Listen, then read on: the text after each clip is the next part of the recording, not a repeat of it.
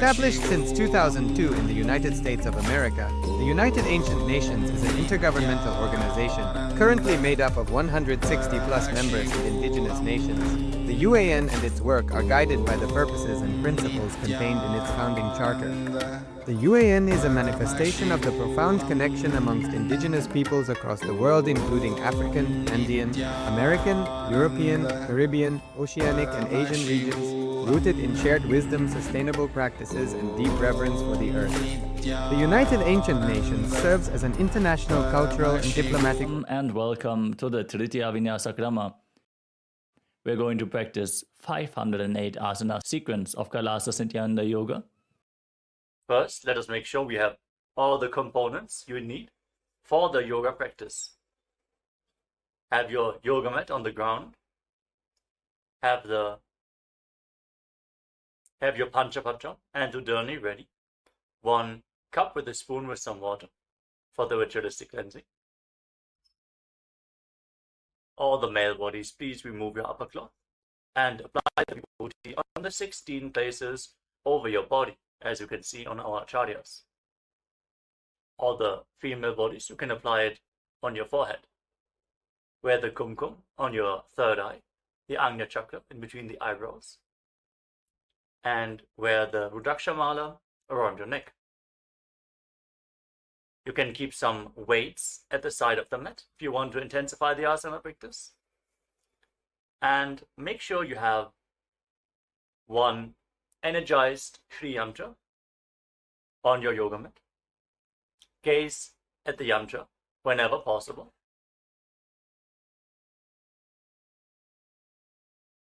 To mirror the macrocosmic energies into your microcosmos. Let us all now settle down into a comfortable cross-legged position with your head, neck and spine in a straight line. Close your eyes, take a deep breath. Visualize Swamiji in your inner space as you bring your hands into Namaskara Mudra in front of your heart center as we open this session with the Satguru Vandanam.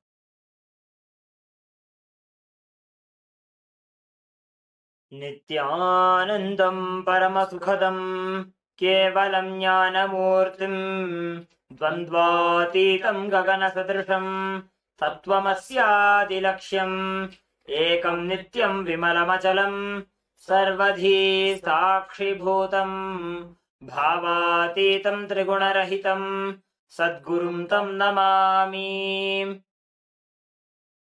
Next, we are going to chant the Shiva Mula mantra. Om Ham Haum Shivaya Namaha 11 times, invoking Paramashiva's presence for this ritual of Nithyananda Yoga. Please follow along internally. Om Ham Haum Shivaya Namaha. Om Ham Haum Shivaya Namaha. Om Ham Haum Shivaya Namaha. Om Ham Haum Shivaya Namaha. Om Ham Haum Shivaya Namaha. Om Ham Haum Shivaya Namaha. Om Ham Haum Shivaya Namaha. Om Ham Haum Shivaya Namaha. Om Ham Haum Shivaya Namaha. Om Ham Haum Shivaya Namaha. Om Ham Haum Shivaya Namaha. Let us now enter into the Tattvachamana, the ritualistic cleansing. Take your Panchapatram and Udana. Keep your right hand in the Gokarna Mudra in the shape of a cow's ear. Take 1 Udani, 1 spoon of water, and pour it into your right palm. Each time the word Swadha is chanted, sip the water from the bottom of your palm and take another Udani of water into your hand for a total of 3 times. Om Atmatattvam Shodhayami Swadha. Om Vidyatattvam Shodhayami Swadha. Om Shivatattvam Shodhayami Swadha. Now wash your right hand with the water from the Panchapatram and wipe your lips twice with the bottom of your right thumb as we chant Om Ham Hridayaya Namaha. Wash your hand again With your index, middle and ring finger joined together, touch above the upper lip and below the lower lip. Then wash your hand again. With your index finger and thumb joined together, touch your right nostril and your left nostril. With your ring finger and thumb, touch your right eye, your left eye, your right ear, and your left ear. Then wash your hand again. With your little finger and thumb, touch your navel, your right chest, and your left chest.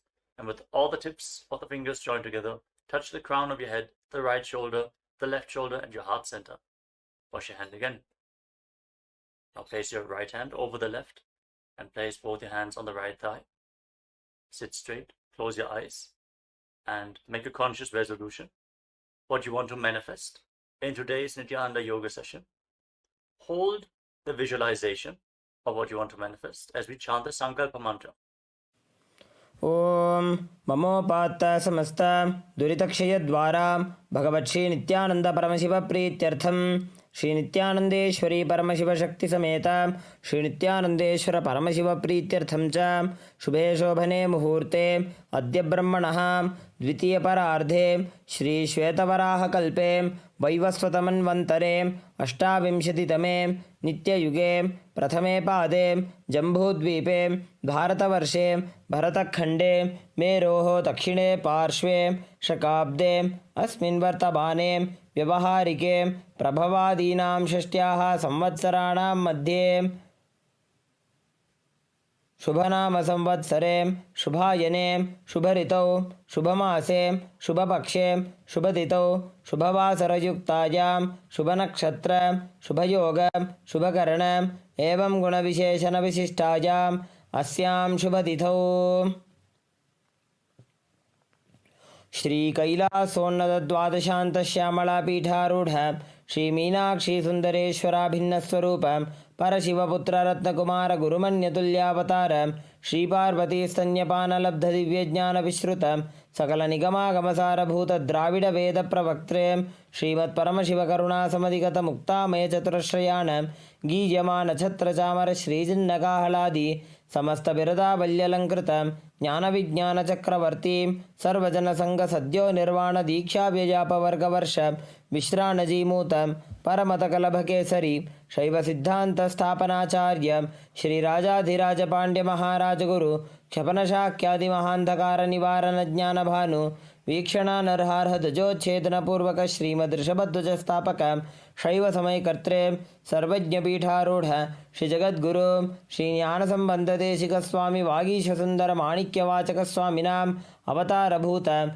Shri Jnana Sambandha Swami Punaradhrita Shyamala Pita Sarvajna Pita Trinavadyuttara Dvishatatama Guru Mahasannidhanam Arunagiri Yogeshwara Paramparagata Arunachala Sarvajna Pita Guru Mahasannidhanam Kailasa Paramparagata Kanchi Kailasa Sarvajna Pita Trayastrimshaduttara Dvishatatama Guru Mahasannidhanam Nityotsava Nitya Mangala Nitya Kalyana Nitya Rajita Kailasa Paramparagata Adi Kailasa Nithyananda Pita Mahasamsthana Mahasimhasana Pita Kartre Sakshat Shri Paramashiva Samudbhuta Kailash परंपरागत वैवस्वतमनु इक्ष्वाको हरिश्चंद्र भगीरथ श्रीरामचंद्र शूरसेन इत्यादि अनवच्छिन्न सार्वभौम चक्रवर्ती परंपरागत चतुष्षष्टि योगिनी मंडित चतुष्षष्टि संप्रदाय प्रवर्तक मनुधर्म शासन सूर्यवंश प्राप्त सर्वज्ञ पीठ सुरांगी साम्राज्य मूर्धाभिषिक्त चूड़ामणि साक्षात् श्री परमशिव समुद्भूत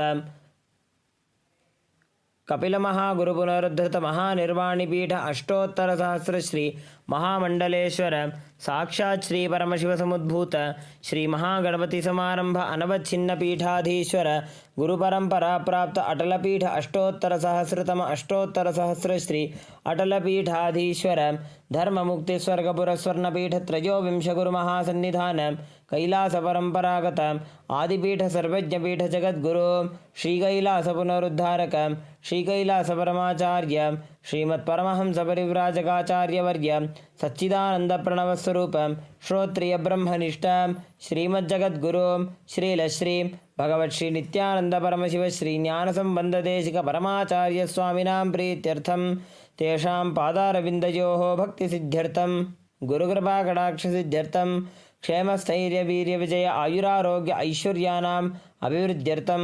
धर्मार्थकाममोक्षचतुर्विधबलपुरुषार्थसिद्ध्यर्थं समस्तदुरितोपशान्त्यर्थं समस्तमङ्गल अवाप्त्यर्थं भगवत्श्री नित्यानंद परमशिवप्रसादेन सकुटुम्बस्य ज्ञानवैराग्यजीवन्मुक्तिप्राप्त्यर्थं पूर्ण आरोग्ययुक्त दृढगात्रयौगिक शरीरसिद्ध्यर्थं परमशिवशक्ति आविष्करणार्थं नित्यानंद योगाभ्यासं करिष्ये. Now wash your right hand once more. ओम अप उपस्पृश्य. And keep your Panchapatam and Udani aside out of harm's way. Let us now enter into the first asana of the sequence, Sukhasana. In a comfortable cross-legged position with your head, neck and spine in a straight line. Place your hands on top of the knees in Bindu Mudra with index fingers and thumbs together. Gaze forward. Visualize Lord Shiva in your inner space. Hold the visualization. Breathe in Samana Kumbhaka. Inhale deeply into your navel region. And visualize the fire in your navel being kindled, rising up your spine as you exhale. Let us now move to the next asana of the sequence, Savitri Asana. Now place your hands flat on the knees as you keep the right heel against the perineum with the left foot on top. Fix your gaze up towards your third eye and visualize Lord Surya in your inner space as you breathe in Samana Kumbhaka. Inhale deeply into your navel, hold your breath and visualize the fire in your navel rising up your spine. जीमनो पगमोड़ी पगथली की माहिली कोरे. Now shift your gaze to the nose and pull the stomach in and up in Uddiyana Bandha as you visualize yourself as Vajra, the weapon of Indra, symbolizing indestructibility in Vajrasana too. सव्येन कन्दं प्रपीड्य चान्यं पादं तु लिङ्गोपरि निक्षिपेत् च वज्रासदं प्राणजये च सिद्धं ग्रीवातनोमस्तसमस्तशक्तम्. Now gaze up towards your third eye and perform Mahamudra Bandha. Engage all three bandhas as you visualize yourself as a Siddha Yoga Master in Siddhasana too. योनिस्थानकमधिमूलघटितं सम्पीय.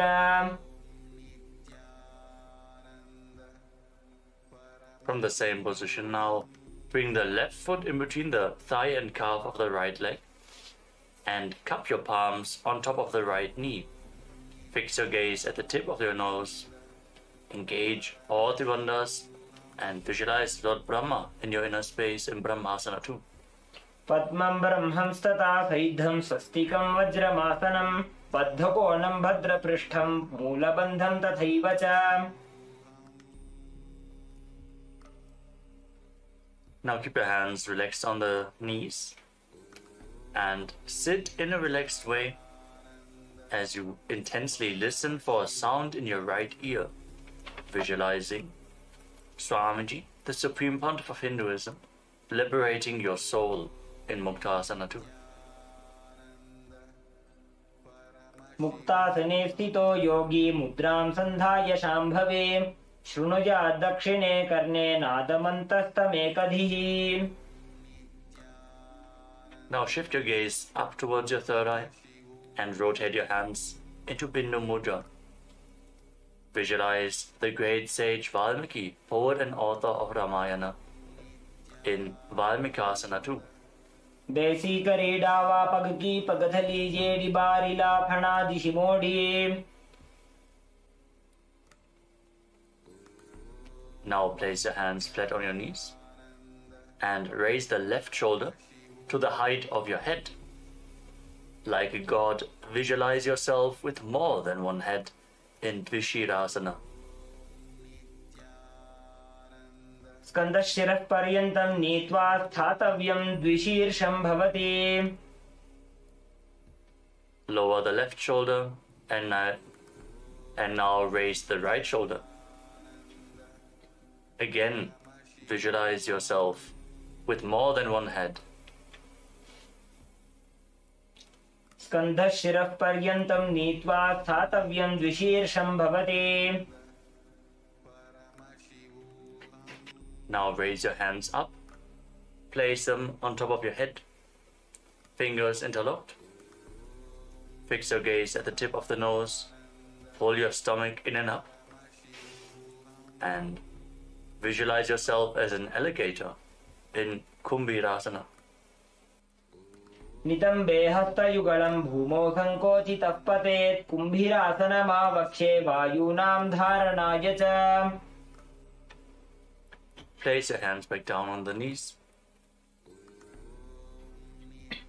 Sit with your spine straight. Now place your heels underneath the opposite thighs.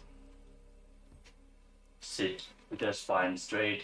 Gaze to your nose and visualize each of your chakras as a bright white light in Chakrasana 2. सव्योरुदक्षिणे गुल्फे दक्षिणं दक्षिणेतरे निदध्यादृजुकायास्तु चक्रासनमिदं मतम्. Now bring your feet in between the opposite thighs and calves. Fix your gaze at the tip of the nose. Keep your hands on the knees and embody peace, well-being, good fortune and prosperity. Visualize a swastika in Swastikasana 2. जानूर्वोरन्तरे सम्यक् दृष्ट्वा पादतले उभे समगाय सुखासीन स्वस्तिकं तत्प्रचक्षते. अनेन विधिना योगी मारुतं साधयेत् सुधीः. देहे न क्रमते व्याधिस्तस्य वायुश्च सिद्ध्यति. Maintain your legs in the same position, but interlock your fingers in front of your chest in Parashu Mudra. Keep visualizing a swastika in Swastikasana 3. जानूर्वोरन्तरे कृत्वा योगी पादतले उभे ऋजुकाय समासीन स्वस्तिकं तत्प्रचक्षते. Now keep the right foot between the thigh and calf and place the left foot onto the opposite thigh. Gaze the tip of your nose and embody Vira, the state and space of bravery in Virasana 2. वीरासनमनस्थैर्यकरमुत्साह वीर्यकृत लक्ष्यसन्धानजननं सुखासनमनामयम्. Now bring your heels together at the perineum. Sit with your toes slightly separated. Keep your knees wide and interlace your fingers around the feet. As you gaze to the tip of the nose, unclutch from all ego-fulfilling successes in your life as you tuck your chin to the chest in Jalandhara Bandha in Siddhi Haritali Asana. पगतली संपूट करी अंगुल को संपूट करे. Now interlock your fingers around the feet and pull them close towards your perineum. Gaze at the tip of your nose as you perform Mahamudra Bandha, visualizing yourself as Lord Veeravata in Bhadrasana form. गुल्फौ च वृषणस्यादः सीवन्त्याः पार्श्वयोः क्षिपेत् सव्यगुल्फं तथा सव्ये दक्षगुल्फं तु दक्षिणे. Now sitting on the ground, cross your heels and keep the knees raised. Place the back of your hands on the knees with the palms facing upwards. Stick out your tongue, gaze to the nose and exhale forcefully through your mouth again and again as you visualize Narasimha, the lion-man avatar of Lord Vishnu, in Yoga Narasimhasana. मायूरस्पिञ्छ मायूरं पद्मपीठसमन्वितं कौक्कुटं गर्भपिण्डं च कौर्मयोगनृसिंहकम्. Now rotate your hands, keep the palms facing downwards on the knees, keep your feet crossed, gaze to the tip of the nose, and visualize a flock of crows in Kakarupa Skandhasana. कलिपापात् प्रमुच्येत वायवीं वशमानयेत् निजपादद्वयं बद्ध्वा स्कन्धदेशे च साधकः नित्यमेतत्पदद्वन्द्वं भूमौ पुष्टिकरद्वयम्. Now place your feet flat and uncross the ankles as you keep the knees raised. Sit with the heels close towards the buttocks. Gaze to the tip of the nose as you place your hands flat on the knees. Visualize sitting in the space of Upanishad with the Supreme One of Hinduism as you breathe in Ujjayi Pranayama, making an ocean-like sound with your mouth in Utkatikasana. श्लिष्टर्गुलिश्लिष्टगुल्फौ भूश्लिष्टोरुप्रसारयेत् यत्रोपविश्य पादौ तद्दण्डासनमुदीरितम्.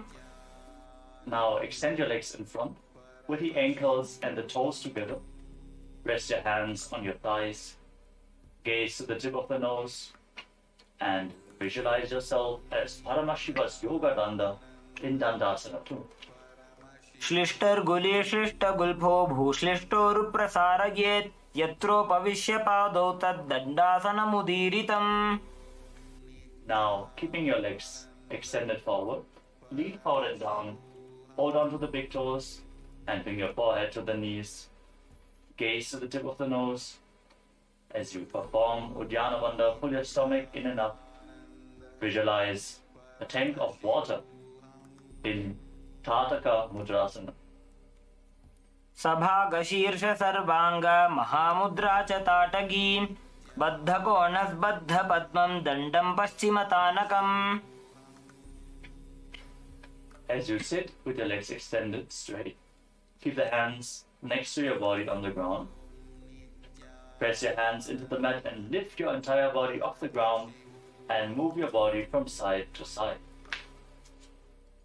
As you visualize yourself as a cradle rocking side to side in Priyankasana.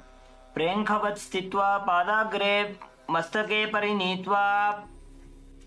Now, from the same position, with your legs extended forward, raise your body off the ground and swing back and forth like a cradle in Priyankasana 2. प्रेङ्खवत् स्थित्वा पादाग्रे मस्तकोपरि नीत्वा पृष्ठभागे भूमौ निधाय.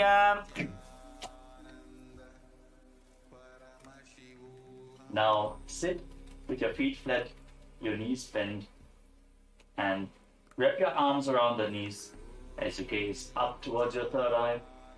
Sit and be in the space of Advaita, oneness with Swamiji in Yogasana 3.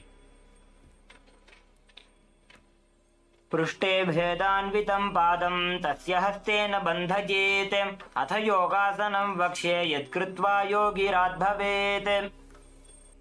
Next up is Vrishapati Asana. Now place the left heel underneath the left buttock and keep the toes pointing sideways. Stake the right knee over top and keep your hands on top of the knee. Gaze to the tip of your nose as you experience the energy of a temple inside you. Breathe in Siddhkari Kumbhaka. Press your tongue against the teeth. Press your tongue up against the palate of your mouth without touching the teeth and hiss through your teeth as you inhale in Vrishapati Asana. जीमना गोडो अग्र करिडावो पगजीमणि पाशति आनी. Now, slide the left heel outside the hip. Sit in between the heels with the tips of the right hand fingers. Touch the middle joints of the left hand. And place your hands in your lap. Gaze up towards your third eye and visualize the purifying effect of Durva grass happening on your being in Durvasasana. दायी जंघ परिकरि जीवनो पगदायि पाशति आनी. Maintain the position. Bring your hands into Padma Mudra and place them on your knees. Gaze at the tip of your nose and visualize all gods and goddesses pleased with you in Sukha Devasana. वाम जंघ अरुपीडी माही दक्षिण PD धरे सुताही. Now place your hands on the feet and hold on to the feet firmly. Your spine straight, gaze up towards your third eye and visualize Lord Shiva blessing you to go beyond material needs and desires in Datta Digambarasana. प्रथम जीवनो पाव उचावे दाई जंग उपरि करिल्यावे. Now catch a hold of your big toes. Gaze to the tip of your nose and visualize yourself as a fish. As you lean forward and down, bring your forehead close to the mat in Machandrasana. जीमनो पगड़ाई जंग परिराशे येड़ी गड़ी लगावे. Keep the right knee on top of the left and rise up. Now bring your right arm up over your shoulder and bring the left arm below. Reach for the opposite hand behind your back. Hold on. If you can reach the opposite hand, that's okay.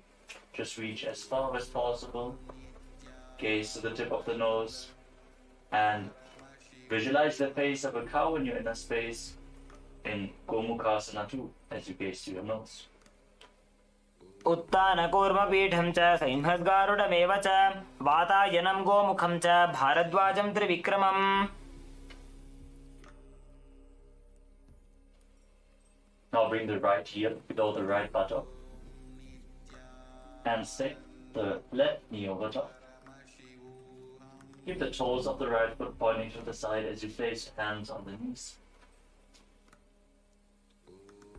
Gaze to the tip of your nose and experience the energy of a temple inside of you in Vrishabhati Asana on the other side.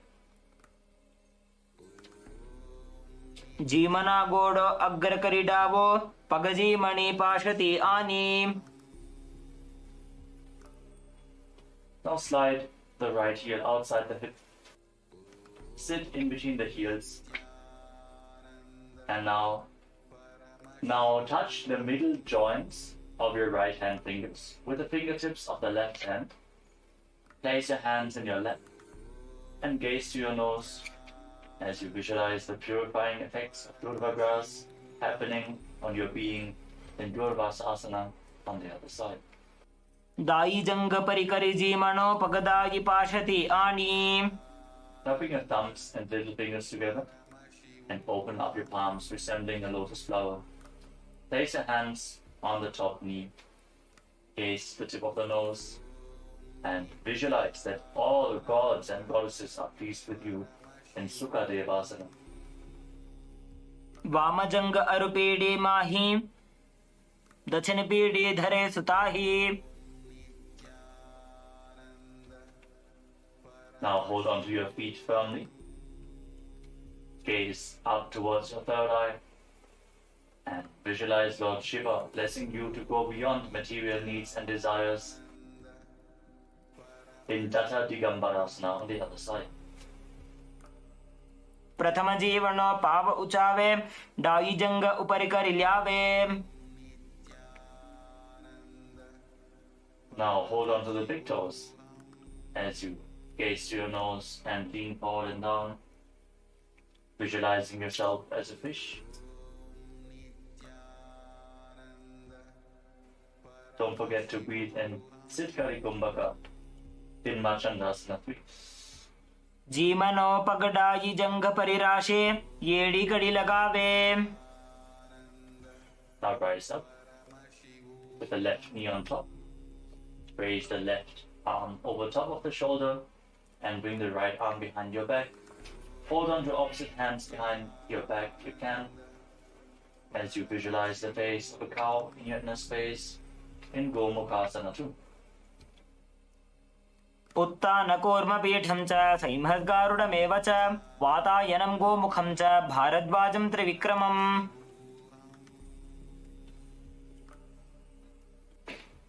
Now come to a kneeling position. Sit on your heels and place your hands on your thighs.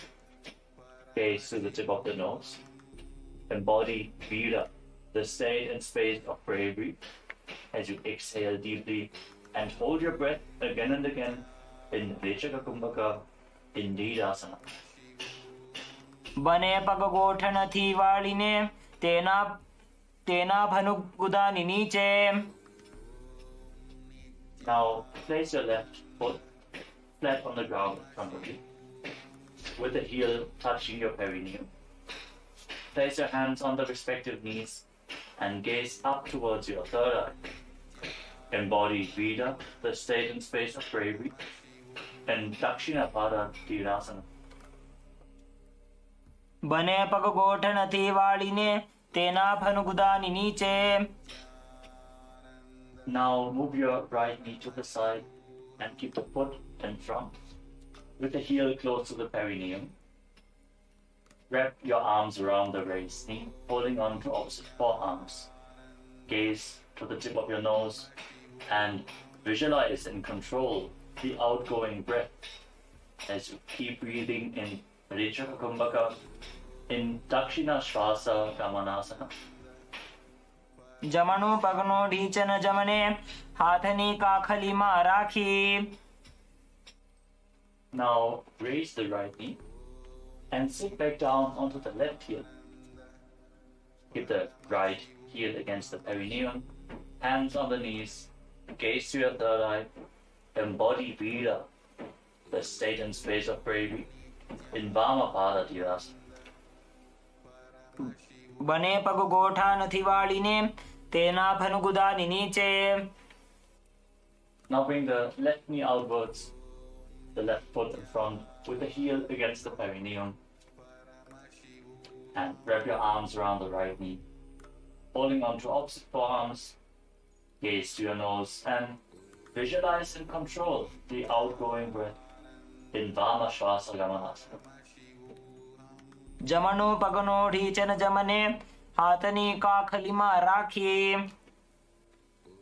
Now place both your feet flat on the ground and bring your right arm around the raised knees. Twist to the side and bring the other arm behind your back, interlocking the fingers if you can. Balance in this posture, gaze to your third eye and visualize yourself bound by a noose of integrity, keeping your emotions integrated and aligned to your purpose in Parashasana. पादतले भूमो निधाय जाननिवृति निधाय विपरीत हस्ताभ्याम ऊरु सहित जंगे निबध्य तिष्ठेत पाशासनं भवति. Now bring the left arm around the knees and the right arm behind your back. Repeat Parashasana on the other side as you gaze to the tip of your nose. पादतले भूमो निधाय जाननिवृति निधाय विपरीत हस्ताभ्याम ऊरु सहित जंगे निबध्य तिष्ठेत पाशासनं भवति.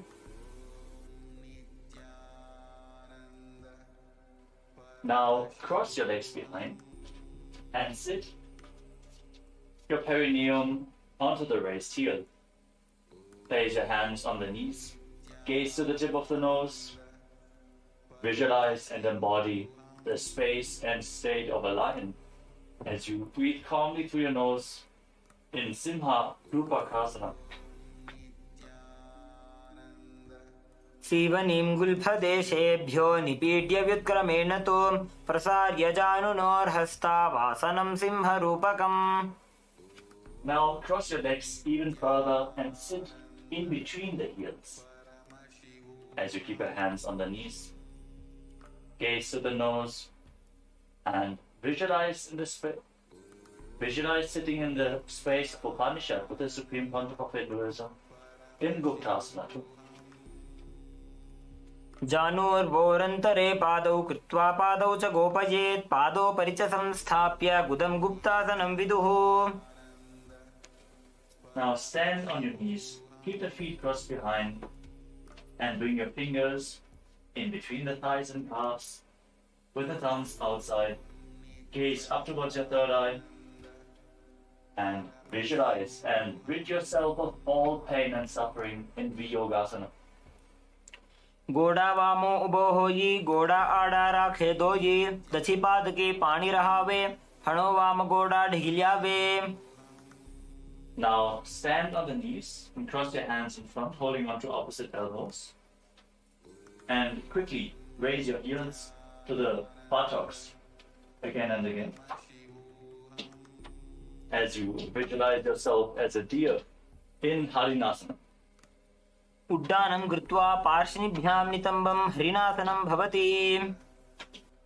Now place your feet flat and bend back. Hold on to your heels as you push your hips forward. Visualize yourself as a camel. Breathe calmly through your nose in Ushtrasana 3. मेरुदण्डग्रन्थिदाढ्य संविपादयिषुः पुमान् कपोतोष्ट्रासनाभ्यासं कुर्यान्मितहिताशनः. Now place your hands flat on the ground in front of you. As you bring your legs over top of your shoulders. And raise your feet off the ground, visualizing your legs as flower garlands hanging around you in Mahalasana. हस्ताभ्याम् अवनिमवष्टभ्य स्कन्धयोजानुनि संस्थाप्य. We move on to Ganga Vatarana Karna. Now stand up.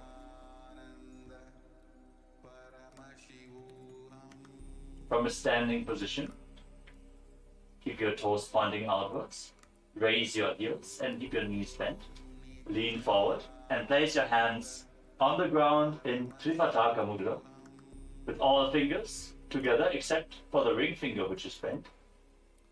Then lower your body down onto your stomach and raise the legs up behind for this posture.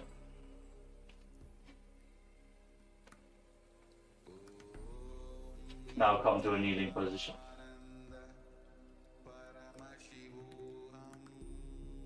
Now bring your hands flat on the mat, shoulder width apart. Bring your head in between the hands. Raise your hips, straighten the legs. Align the hips with the shoulders and raise your legs up into a headstand. Visualize the divine masculine energy flowing through your body as you breathe through your nose in Narasana. योगासनस्थश्च योगी भवति साधकः. Now slowly lower your legs down and come to a kneeling position.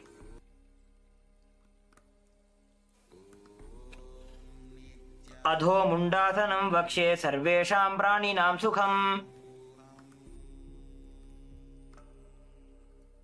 Now slowly lower your legs down and come to a kneeling position.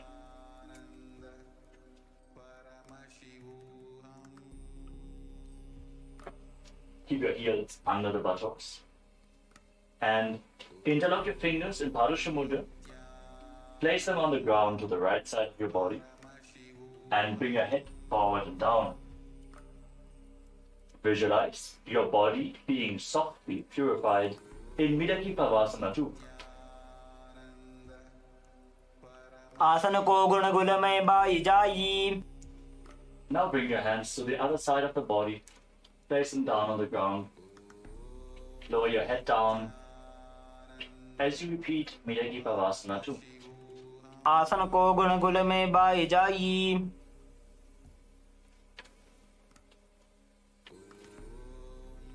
Now bring your heels outside the hips and place your hands on the knees.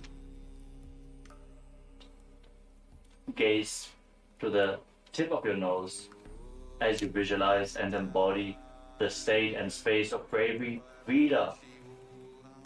Pulling your stomach in and up in Uddiyana Bandha in Virasana 3.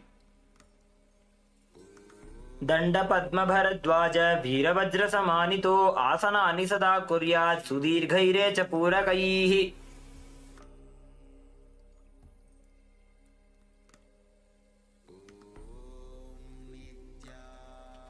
Now place both hands down on the ground and press your entire body up. Bring your forehead down and touch the ground again and again as you visualize yourself as a hawk in Shenasana. विपरीत नृत्य च स्थितो नासिका भूमौ संस्पृश्य.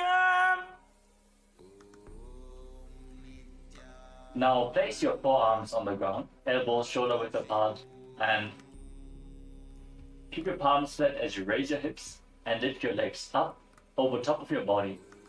Keep the legs as straight as possible. Bring your body into a C shape as you visualize yourself as a peacock. And breathe calmly through your nose in Pincha Mayurasana. Mayuraspincha Mayuram Padmapetha Samanvitam. Now come to a kneeling posture.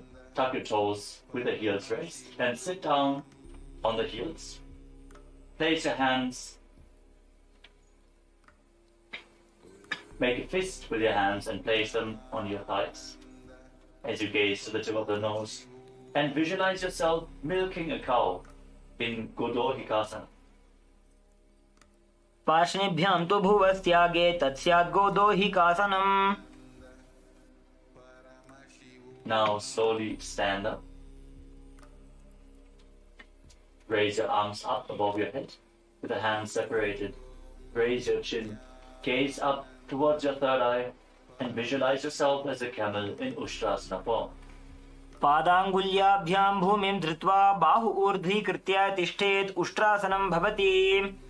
Now join your hands in Anjali Mudra above your head.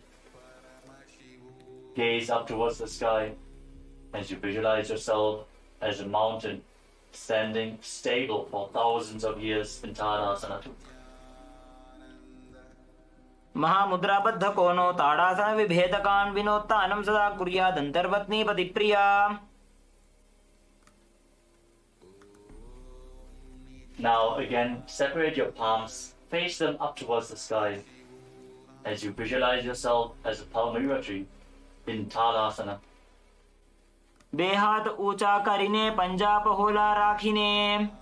Now extend your arms out to the side at shoulder level and swing the hands forward in a circular motion again and again as you visualize yourself as a potter's wheel in Kulala Chakrasana. Hasto prasarya brahmanam kartavyam kulala chakrasanam bhavati.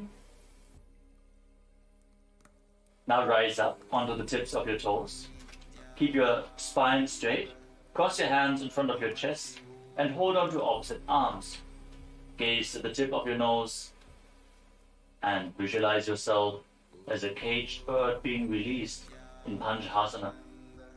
Charanasyagrabhageno tishtet bhuvastale munihi krutva hastapariyastim siddham seveta siddhaye. Now lower your heels down, keep your hands at the side and raise the sole of the left foot against the right knee. Keep your hands at the side, gaze at the tip of the nose. Visualize the moon in your inner space as you pull your stomach in and up in Uddiyana Bandha and perform Ujjayi Kumbhaka, making an ocean-like sound with your mouth in Ardha Chandrasana. एकेन पादेन भूमिं वष्टभ्य अन्यपादतलेन ऊरुमवष्टभ्य तिष्ठेत्. Now bring the left heel towards the opposite hip. Now sit down and stand back up, alternating the sides again and again. Visualize yourself as an arrow to Shiva's bow in Sankhasana. तिष्ठन् सन् पार्ष्णिना इतरजगनप्रदेशे सम्पीड्य. Now raise the left arm over top of your head and visualize yourself as a palmyra tree as you repeat Ardha Tadasana.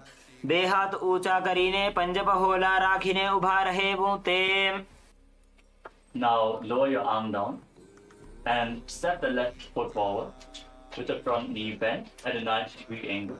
Keep your arms parallel to the ground, gaze forward and visualize yourself as Lord Veerabhadra in Veerabhadrasana too. उत्तानपादं क्रौञ्चं च मरीचिं वीरभद्रकं नटराजं त्रिकोणं च सुप्ताङ्गुष्ठप्रसारणे. Lean forward and down. Bring the left foot to the inside. Bring the left hand to the inside of the foot. Raise the other arm up towards the sky and visualize Swamiji as you gaze upwards in Parshvakonasana. सप्तचक्रक्षालनाय वृक्षासनविशेषकाञ्चननेन्द्रियदादाढ्य कोणभेदान् समभ्यसेत्. Now straighten the front knee as you rotate your upper body. Bring the right hand outside of the left foot and gaze up along the raised arm, visualizing yourself as a triangle in Parivrita Trikonasana. सप्तचक्रक्षालनाय वृक्षासनविशेषकाञ्चननेन्द्रियदादाढ्य कोणभेदान् समभ्यसेत्. Now come to the front. Stand on the left knee and extend the right leg back. Extend your arms out the front. Balance on the foot as you visualize yourself as Lord Veeravata in Veeravatasana 3. उत्तानपादं क्रौञ्चं च मरीचिं वीरभद्रकं नटराजं त्रिकोणं च सुप्ताङ्गुष्ठप्रसारणे. Now bring the right foot to the front. Keep the hands at the side of your body. Gaze to your nose and visualize Swamiji in Dakshina Padasana. जेमणे आपनो माहोयते भानि. Now raise the right foot against the left knee and join your hands in Namaskara Mudra in front of your chest. And bring your palms together in Anjali Mudra in front of your chest. Gaze at the tip of the nose and visualize yourself as a tree in Matantara Vrikshasana. अर्धवृक्षासन ए आसनने अवान्तर भेद छे. Now bring the right foot onto the left hip. Extend your little fingers and lean forward and down, touching the fingers to the ground. Gaze to the tip of the nose as you embody pure, unconditional love in Kamasana. नितम्बे च पादगोष्ठी हस्ताभ्याम् अङ्गुलीयकम् अथ कामासनं वक्षे कामसङ्गेन हेतुना. Now rise up. Slide the right foot onto the knee and squat down, keeping the hands on the respective knees. As you bring the hips to the same level as the knees, gaze to your nose and visualize yourself as a Vimana capable of crossing into different dimensions in Vimanasana. एकं पादं भूमौ निधाय नितम्बं जानुप्रदेश आनीय. Rise back up. Now keep the sole of the right foot against the knee and join your hands in Anjali Mudra in front of your chest. Gaze to the tip of the nose and visualize Swamiji in Ardha Bhadasana. बने पगे उभा रहे ऊंते पूर्ण पादासन कहा वे छे. Now catch a hold of the foot and extend it up towards your head, keeping the knees straight. Visualize Swamiji in your inner space in Uttita Trivikramasana. उत्तानकूर्मपीठं च संहद्गारुडमेव च वातायनं गोमुखं च भारद्वाजं त्रिविक्रमम्. Now bring the leg behind. Bring your hands over top of your shoulders and catch a hold of the foot behind your back. As you visualize yourself as Lord Nataraja in Natarajasana 2. शलभासन भेदाश्च नटभेरुण्ड नामके गण्डभेरुण्ड सहिते शीर्षदण्डासनं तथा. Next up is Lata Vrishchika Karana. Now stand on the right foot with the knee bent and the toes pointing outwards. Bring the left foot behind towards the buttocks. Raise the right arm and keep the hand by the side of your chest with the fingers pointing upwards. Extend your left arm outwards and slightly up and curl your fingers inwards as you bend the wrists. Now stand straight with the feet together and the hands by the side of your body. Gaze to the tip of the nose and visualize Swamiji in Purna Padasana. बने पगे उभा रहे ऊंते पूर्ण पादासन कहा वे छे. Now stand tall, raising one arm straight above your head. Visualize yourself as a Palmira tree in Ardha Tadasana. बे हाथ ऊंचा करीने पंजा पहोला राखीने. Lower your arm down. Now step the right foot forward. Bend the front knee at a 90-degree angle. Extend your arms parallel to the ground. Gaze forward as you visualize yourself as Lord Veeravata in Veeravatasana 2. उत्तानपादं क्रौञ्चं च मरीचिं वीरभद्रकं नटराजं त्रिकोणं च सुप्ताङ्गुष्ठप्रसारणे. Now lean forward and down. Bring the right hand to the inside of the right leg. Raise the other arm up. Gaze up along the raised arm as you visualize Swamiji in your inner space in Parshva Konasana. सप्तचक्रक्षालनाय वृक्षासनविशेषकाञ्जननेन्द्रियदार्ढ्य कोणभेदान् समभ्यसेत्. Now straighten the front knee and rotate your body. Bring the left hand to the outside of the right leg and raise the other arm up. Gaze up along the raised arm and visualize yourself as a triangle in Paridrita Trikonasana. सप्तचक्रक्षालनाय वृक्षासनविशेषकाञ्जननेन्द्रियदार्ढ्य कोणभेदान् समभ्यसेत्. Now rise up. Lean forward as you raise your left leg off the ground. Extend your arms over top of your head and balance as you visualize yourself as Lord Virabhadra in Virabhadasana 3. उत्तानपादं क्रौञ्चं च मरीचिं वीरभद्रकम्. Now extend the left leg to the front at a 90-degree angle. Keep your hands relaxed at the side as you visualize Swamiji. Gaze through your nose and breathe in Ujjayi Pranayama in Dakshina Padasana. जेमने आपनो मा होयते भानी.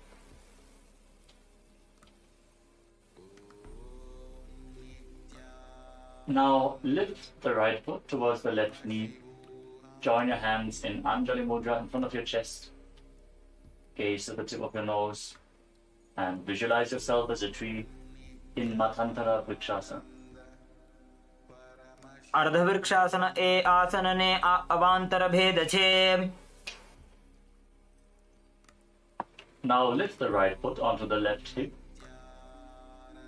Extend your little fingers outwards and lean forward and down, touching the little fingers to the ground.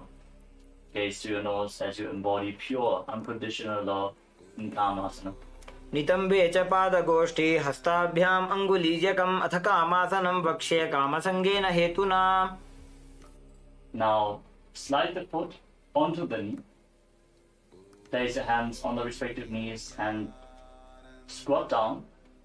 Keep your body elevated above the ground. Gaze to your nose and visualize yourself as a Vimana capable of crossing into different dimensions in Vimanasana. एकं पादं भूमौ निधाय नितम्बं जानुप्रदेश आनीज्य द्वितीयं पादं जानुनी निधाय. Rise back up. Bring the foot towards the side of the knee. Join your hands in Anjali Mudra in front of your chest and gaze to your nose as you visualize Swamiji in your inner space in Ardha Padasana. बने पगे उभा रहे भूते पूर्ण पादासन कहावे छे. Now catch a hold of the left foot and extend your leg up towards your head. Keep the knee as straight as possible as you gaze to your nose and visualize Swamiji in Uttita Trivikramasana. उत्तानकूर्म पीठं च सिंहद्गारुडमेव च वातायनं गोमुखं च भारद्वाजं त्रिविक्रमम्.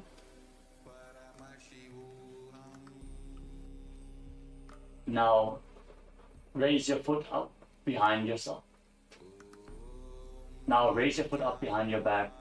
Catch a hold of the foot with both hands. As you pull it up, bend your back and visualize yourself as Lord Nataraja in Natarajasana 2. शलभासन भेदाश्च नटभेरुण्ड नामके गण्ड भेरुण्ड सहिते शीर्षदण्डासनं तथा. Now turn the toes of the left foot outwards. Bend the left knee. Bring the right foot behind the buttocks. As you bring the left hand to the side of the chest with the fingers pointing up, extend your right hand outwards and up as you bend the wrist in Latha Vrishchika Karma.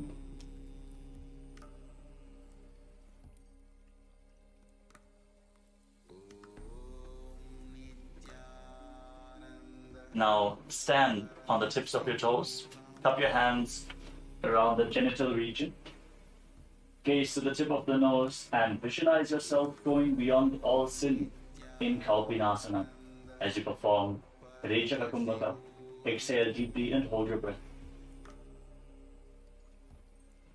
वृष्णसहितलिङ्गम् ऊरुमध्ये गाढं धृत्वा चरणाग्राभ्यां स्थातव्यं कौपीनासनं भवति. Now spread the legs to the side as far as possible. Lower your body down into a side split and extend your arms out to the side, parallel to the ground. Gaze to the tip of the nose and visualize yourself destroying and going beyond anything which finds you in Tipakarasana. आसन को गुण शरीर को सो जाई. Now turn your body into a front split. Keep the top of the foot which is behind flat on the ground. Place your hands on the respective knees as you gaze to the tip of the nose and visualize Swamiji while you reside in the ultimate posture, Parasana. वर आसन को गुण चौरसी Y जाई. Now place your hands on the ground in front of you with the fingers pointing towards your body. Lift the front leg over top of the respective shoulder. Keep the back leg extended and lift your entire body off the ground as you visualize yourself as a peacock in Pinda Mayurasana. एकं पादं मयूराग्रे प्रसार्यैकं मयूरवत् इदं पिण्डमयूराख्यं सर्वव्याधिविनाशकम्. Now exchange the position of your legs. Bring the other foot to the front. Bring the other foot to the front. Your hands on the knees. And gaze to the nose. Reside in the ultimate posture and visualize Swamiji in Padasana. पर आसन को गुण चौरसी Y जाई. Now again, place your hands flat on the ground with the fingers pointing towards your body. This time, lift the other leg over top of your shoulder. Lift your body off the ground as you visualize yourself as a peacock in Pinda Mayurasana. एकं पादं मयूराग्रे प्रसार्यैकं मयूरवत् इदं पिण्डमयूराख्यं सर्वव्याधिविनाशकम्. Now come to a sitting posture with your legs extended out to the side and the side split.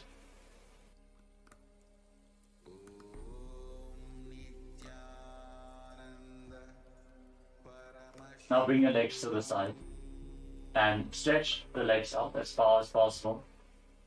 Rest your hands on the ground in front of you and gaze to the third eye as you visualize Swamiji in Prasaditasana. पादद्वयं प्रसार्यात्मा सुमुखं सुप्रसारितम्. From Prasaditasana, now join your hands in Anjali Mudra in front of your chest. Visualize Swamiji in your inner space. Exhale deeply again and again in Uttana Padasana. वासिष्ठमथ कौण्डिन्यमूर्धकुक्कुटमेव च अष्टावक्रमथोत्थानं मयूरं सेतुबन्धनम्. Now lean forward and down and catch a hold of your feet as you rest your chin on the ground. Gaze to the tip of the nose and visualize Swamiji in Upavista Konasana. सप्तचक्रक्षालनाय वृक्षासनविशेषकाञ्चननेन्द्रियदादाढ्य कोणभेदान् समभ्यसेत्. Catch a hold of opposite big toes in Prana Mudra. Pull the right foot over top of the left arm towards your face. Bend the left elbow as if you're pulling a bowstring as you visualize yourself as the arrow to Shiva's bow in Dhanurasana 3. Breathe in Pratyahara Kumbhaka. Focus on the prana flowing upwards throughout your body. पादाङ्गुष्ठौ तु पाणिभ्यां गृहीत्वा श्रवणावधि.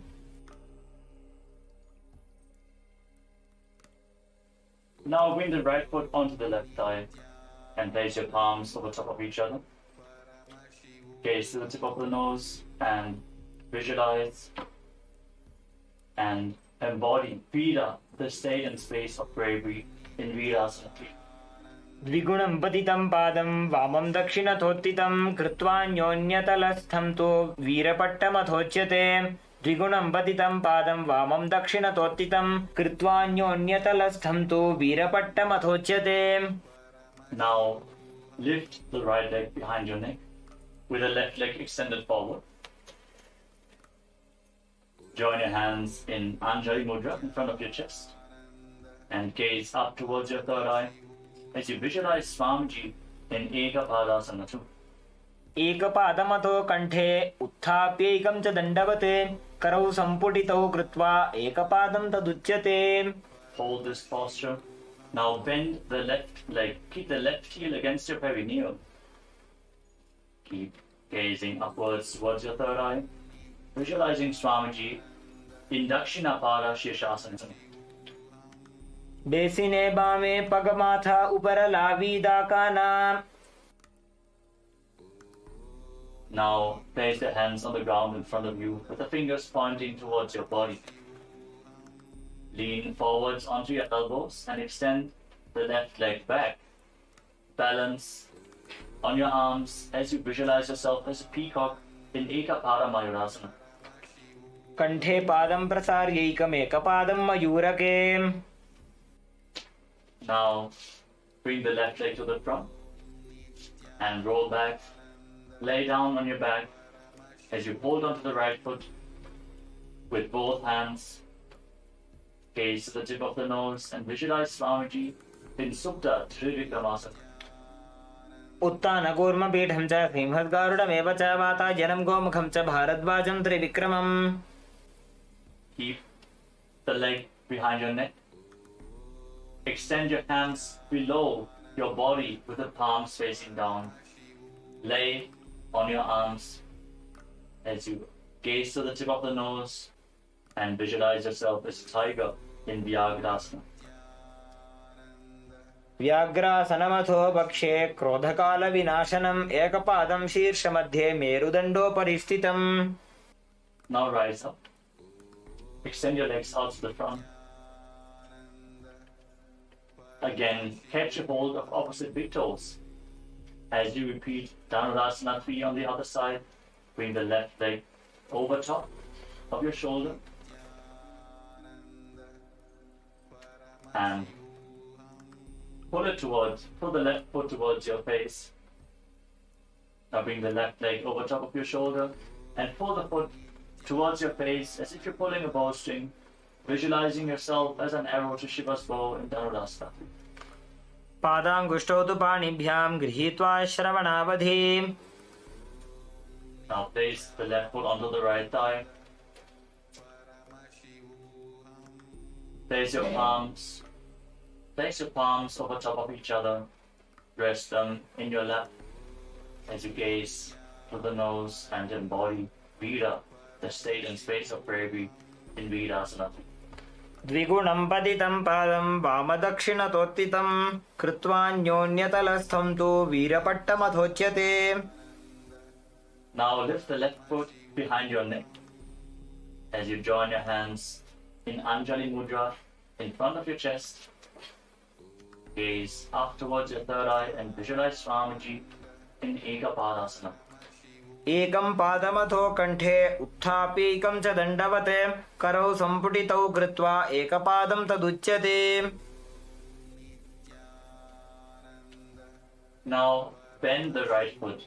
Bring the heel towards your perineum. Maintain your hands in front of your chest, the leg behind your neck. Gaze to your third eye and visualize Swamiji in Vama Parashirasasana. बेसिने बामे पगमाथा उपर लाविडाकानाम्. Now place your hands on the ground in front of you. Keep the fingers pointing back. Lean forward onto your elbows. Extend the right leg back. Balance on your arms with the leg behind your neck as you visualize yourself as a peacock in Ekapada Mayurasana. कण्ठे पादं प्रसार्यैकमेकपादं मयूरके. Now extend the right leg forward and lay down on your back. Keep the left leg behind your neck. Hold onto the foot with both hands. Gaze to your third eye and visualize Swamiji in Supta Trivikramasana. उत्तानकूर्मपीठं च सिंहद्गारुडमेव च वातायनं गोमुखं च भारद्वाजं त्रिविक्रमम्. Now bring your hands down below your body with the palms facing down. Gaze to the tip of the nose and visualize yourself as a tiger in Vyagrasana. व्याघ्रासनमथो वक्षे क्रोधकालविनाशनम् एकपादं शीर्षमध्ये मेरुदण्डोपरि स्थितम्. Now, free your leg. Lay down on your back and pull your knees to the chest and circle them with your hands. Gaze to the nose. Squeeze your body into a ball and visualize yourself relaxing on a sofa in Paryankasana 3. जानुप्रसारित बाहो शयनं पर्यङ्कासनम्. Now, sit up and one by one, lift your legs behind your neck and join the soles of the feet as you reach your hands up and join them around the feet in Anjali Mudra. Gaze up towards your third eye and visualize yourself as Sage Vashishta in Vashishtasana 2. दोबू पगतली जोड़ी संपुट करे. Maintain this posture. And now interlock your fingers around the toes. Gaze to the tip of the nose and visualize yourself as a sacred Shiva Linga in Shiva Lingasana. दो पाव शीस परि आने फुनी एक जुगति और तहा ठाने. Now cross your feet behind your back and place your hands on the ground next to your body. Gaze to the tip of the nose and visualize yourself as an owl sitting on a branch in Kakarupa Skandhasana 2. अथ वक्षेकाकरूप स्कन्धासनमनुत्तमम्. कलिपापात् प्रमुच्येत वायवीं वशमानयेत्.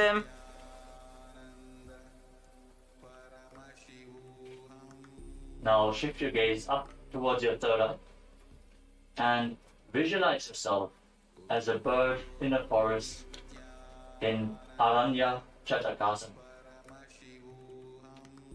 एकेन पादेन भूमिं वष्टभ्य अन्यपादतलेनोरु अवष्टभ्य. Now keep the soles of the feet together behind your head.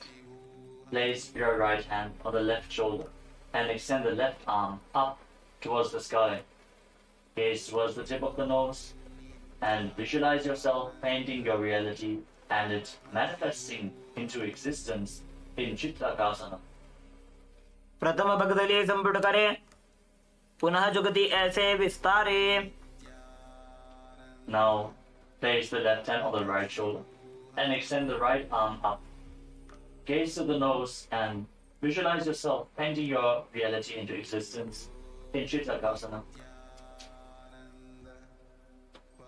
प्रथम भगदली संपुट करे. पुनः जुगति ऐसे विस्तारे.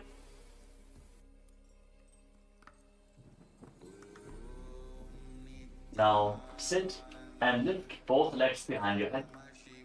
Cross them behind your head. As you keep your hands on the ground in front of you. Gaze up towards your third eye. Visualize Swamiji in your inner space and continue to focus on the upward flowing pranayama in Tatyahara Pranayama in Kanindrasana. पादाभ्यां वेष्टयेत् कंठं. करयो संस्थितोन्मुखं. फणीन्द्रं सर्वदोषग्नं. वो भूयात् सुखदं सदा.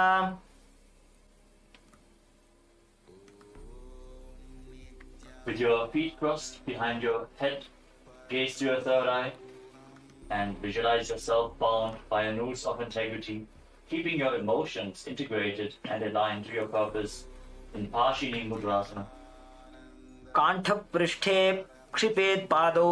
पाशवदृढबन्धनं. सा एव पाशिनी मुद्रा शक्तिप्रबोधकारिणी. Maintain this posture and now keep your hands in fists and stack one hand over the other as you gaze to the nose and visualize yourself as a fish in Machandasana form. बैसी करी दोबू काढ़ी राशे. Now join the soles of the feet behind your back and join your hands in Anjali Mudra in front of your chest. Visualize Swamiji in Dvipara Shirashasana. Resine vame pagamatha uparala vidda kanam. Now, hold on to the feet behind your head with your hands. Gaze to the tip of the nose and manifest Garima and feel the weight of your body increasing in Baladhari Asana. आसन गोपी चंद कख्यो जैसे Yahoo को कीजे पुनीते से. Now, roll onto your back and keep your feet behind your head, holding onto the feet with your hands. Gaze to the nose and visualize all the gods and goddesses blessing you in Devasana. प्रथमे सोधो सोवे सोजी करे काकसी कर गहदोजी. Now hold your feet from the side with your legs behind your head. Keep the back of your head on the ground. Gaze to the tip of the nose and maintain silence externally and internally. Visualize yourself as the source of energy with nutritious vegetation sprouting from your being in Mritika Banjikasana. प्रथम सेन सुतो हो जय ठाने पग ऊंचाय आगने आने. Now cross your feet behind your head and interlock your fingers around your lower back. Gaze to the tip of the nose and visualize an abundance of gold being showered on you in Masakasana. मसकासन प्रथमे सुधो San है करे वाम पाद कंधा परिधरे.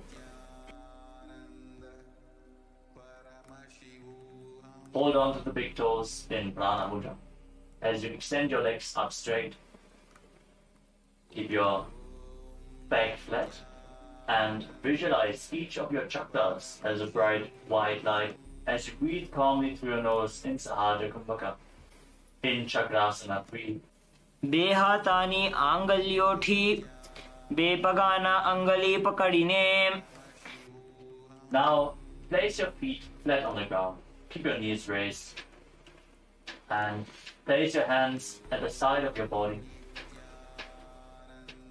Visualize Swamiji in your inner space in Tanasana. पादद्वयं विनोत्तानासनं भवति. Now keep your elbows on the ground and raise the middle portion off the ground. And raise the middle portion of your body off the ground. Visualize yourself as a mountain with 3 peaks as you breathe calmly through your nose in Sahaja Kumbhaka. In Trikutasana. उत्तानशयनं पादतलाभ्यां भूमिं धृत्वा. Now bring your hands in towards your shoulders. Keep them flat on the mat and lift your body up. Keep your hands and feet flat on the ground as you visualize each of your limbs as a pillar of a Hindu temple in Chatushpada Pitam. In Chatushpada Pitam. पूर्वतानं चतुष्पादपीठं वज्रासनं तथा चकोरक्रौञ्च शलभभुजङ्गमपि वृश्चिकम्. Now extend your legs forward and raise your hips. Keep the hands flat on the mat. Now extend your legs forward and raise your hips up. Your fingers pointing towards your feet. Gaze to the nose as you visualize Swamiji in Purvatanasana. पूर्वतानं चतुष्पादपीठं वज्रासनं तथा चकोरक्रौञ्च शलभभुजङ्गमपि वृश्चिकम्. The next asana is Superconsciousness. Now lay down on your back. Now raise your hips and your legs up. Support your lower back with your hands. And separate your legs wide to the side as you bring them down towards your head. Gaze to the tip of the nose and visualize Swamiji in Purvakonasana. सप्तचक्रक्षालनाय vrikshasana विशेषकाञ्जननेन्द्रियदादाढ्य कोणभेदान् समभ्यसेत्. Now lay down on your back. Extend your legs. Now bring the crown of your head onto the ground. Raise your chest up and then extend your legs and your arms forwards and up. And visualize Swamiji in Uttana Padasana too. वासिष्ठमथ कौण्डिन्यमूर्धकुक्कुटमेव च अष्टावक्रमथोत्थानं मयूरं सेतुबन्धनम्.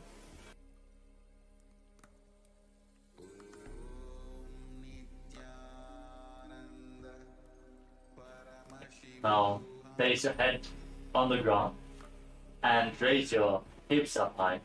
Visualize your body as a bridge in Setu Bandhanasana. वासिष्ठमथ कौण्डिन्यमूर्धकुक्कुटमेव च. Now bring your hands over top of your shoulders. Keep the hands flat with the fingers pointing towards your feet.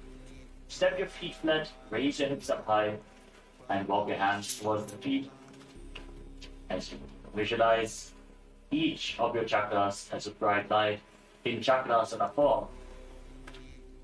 नोभ्यामारं समागृह्य कुण्डल्याः पार्श्वयोः क्षिपेत्. Now bring your hands even closer towards your feet. Hold onto your ankles if you can. Now walk your feet towards your hand and hold onto your ankles if you can. Gaze forward. Visualize Swamiji in Beta Putti Asana. आसन को गुणपान अपान की गाठी सूटे. Now lay down on your back and lift your legs up high over top of your head. Now as you lay on your back, lift your legs up and bring the toes on the ground over top of your head. Hold on to your feet, gaze to the tip of your nose, and visualize Swamiji in Vichtrakarani. शैतपश्चिमतानस्ते हस्तौ तत्र प्रसारयेत्. पादौ दण्डासनौ कृत्वा विचित्रकरणी भवेत्. Lower your legs, lay on your back, keep your toes pointing up to the sky. And now bring one thumb towards your nose and bring the other hand down to the hip. Alternate the position of your hands again and again. Visualize yourself as a hatchet being thrown in Parashvasana. पादतले भूमौ निधाय जाननि उरसि निधाय. Now roll your body to the side. Place the right elbow on the ground and rest your head on the hand. Place the left hand on the thigh and raise your hips off the ground. Keep your body straight as a plank as you visualize yourself as Bhagavan Dakshinamurti in Dakshinasana. शय्यर्जुदक्षिणाङ्गेन मस्तके धो निधायशः. दक्षं हस्तं च वामान्तो जङ्घपृष्ठे ततो जपेत्. Now lay down on your stomach. Bring your hands back to the hips. And lift your legs and arms off the ground. Raise your head and chest as you visualize yourself as a locust in Shalabhasana too. शलभासन भेदाश्च नटभेरुण्ड नामके गण्डभेरुण्ड सहिते शीर्षदण्डासनं तथा. Now bend your knees. Hold on to the feet and pull them outside the hips. Breathe in Jivachala Kumbhaka. Inhale deeply. Hold your breath and really move the prana within your system as you visualize yourself as a frog in Bhekasana. बकं भेकासनं चैव मकरं मत्स्य नामकं मत्स्येन्द्रद्विविधं चात्र कुण्डलीबोधकारणम्. Now keep pushing the left foot towards the ground as you pull the right foot up towards your head. Visualize yourself as a hyena or another beast of prey in Bherundasana. शलभासन भेदाश्च नटभेरुण्ड नामके गण्डभेरुण्ड सहिते शीर्षदण्डासनं तथा. Now bring the right foot back down. As you lift the left foot towards your foot, repeat Bherundasana on the other side. शलभासन भेदाश्च नटभेरुण्ड नामके गण्डभेरुण्ड सहिते शीर्षदण्डासनं तथा. Now catch the big toe of one of your feet with thumb, little and ring finger. Extend the other hand to the front as you alternate the position of your hands again and again. Hold on to the respective big toe. Hold on to the respective big toe again and again in Shakatasya Karana. In Shakatasya Karana.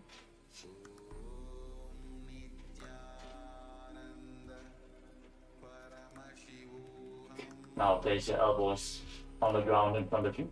Rest your chin on your hands. Keep the knees bent, the feet raised up. Gaze to the tip of the nose and visualize Swamiji in Shulasana. कूर्पराभ्याम् अवनिमवष्टभ्य हस्ततलाभ्यां हनुमवष्टभ्य उत्तिष्ठेत् शूलासनं भवति. Now place your feet flat on the ground. Your toes pointing back. Gaze to the nose and visualize yourself as an alligator in Makarasana.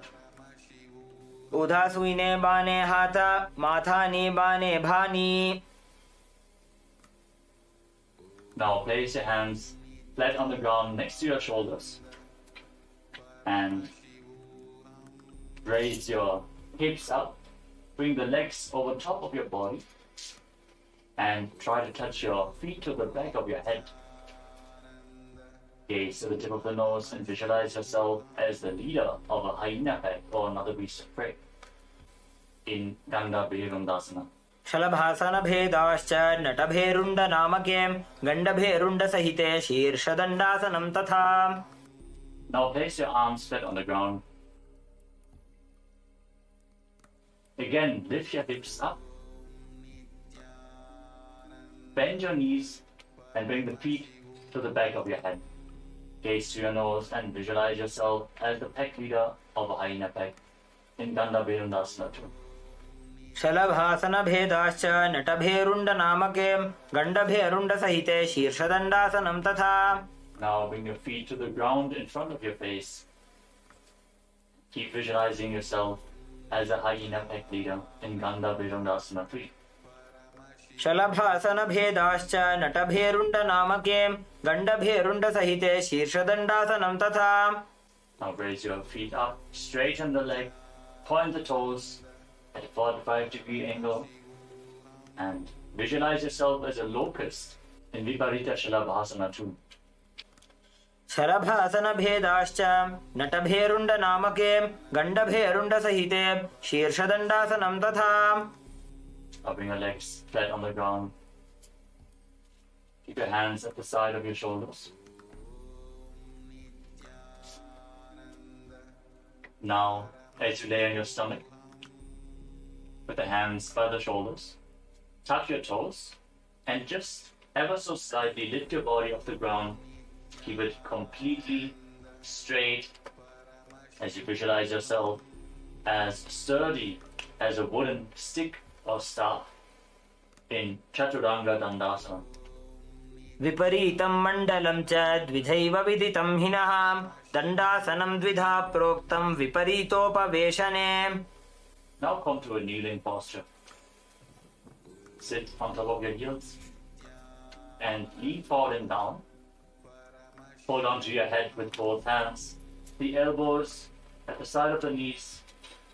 Touch your knees with your chin. Pull your stomach in and up and contract the perineal floor as you forcefully pull the Apana Vayu upwards within your body, visualizing yourself having no karma at all in Niranjana Karmasana. बालको गर्भशय्यायां तिष्ठेत् संकुचितो यथा तथा गर्भासने योगी निरञ्जनविधिं भजेत्. Now rise up. Place your hands on the ground in front of you with the fingers pointing towards your body. Bend your elbows, bring them towards your navel, and lift the legs off the ground. Extend the legs straight. Be completely parallel to the ground. Visualize yourself as a peacock. Samana Kumbhaka. Without inhaling or exhaling, hold the prana in your navel region in Danda Mayurasana. मयूरं दण्डवत् कुर्यान् मायूरं दण्डनामकं कुर्यान् मायूरं पार्श्वाभ्यां मायूरपार्श्वनामकम् Lower your body down.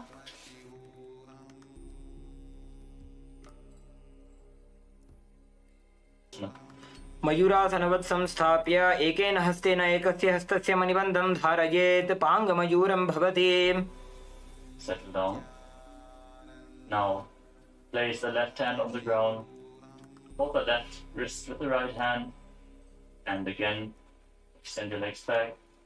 Balance on your arm with the elbow at the navel region. In Pangu Mayurasana on the other side, visualizing yourself as a peacock. मयूरासनवत् संस्थाप्य एकेन हस्तेन एकस्य हस्तस्य मणिबन्धं धारयेत् पाङ्गमयूरं भवति Now, bring the right foot outside the hip and bring the left foot to the right side of the groin against your thigh. Hold on to the right foot with your hand and gaze to the nose as you visualize Goddess Saraswati, the goddess of knowledge, engaging Mahamudravanda in Jnanasana. अथान्यदासनं कृत्वा सर्वव्याधिनिवारणं योगाभ्यासी भवेत् क्षिप्रं ज्ञानासनप्रसादतः Now, take the left foot and pull it towards the left armpit. Hold the foot with both hands and gaze up towards your third eye as you visualize yourself having no karma at all in Kubjikasana. अथ जठराग्निसन्दीपनं गुल्मप्लीयः शूलहरकुब्जिकासनम् Now place the left foot onto the right thigh. Bring your left arm behind your back. Hold on to the left foot. Bring the right hand outside the left thigh and twist your spine. Gaze up towards your third eye and visualize Lord Kartikeya, the ruler of planet Mars. Bharadwajasana. उत्तानकूर्मपीठं च संहस्गारुडमेव च वातायनं गोमुखं च भारद्वाजं त्रिविक्रमम् Untwist your spine. And now lift the left foot up against your chest as you place your hands on the respective knees.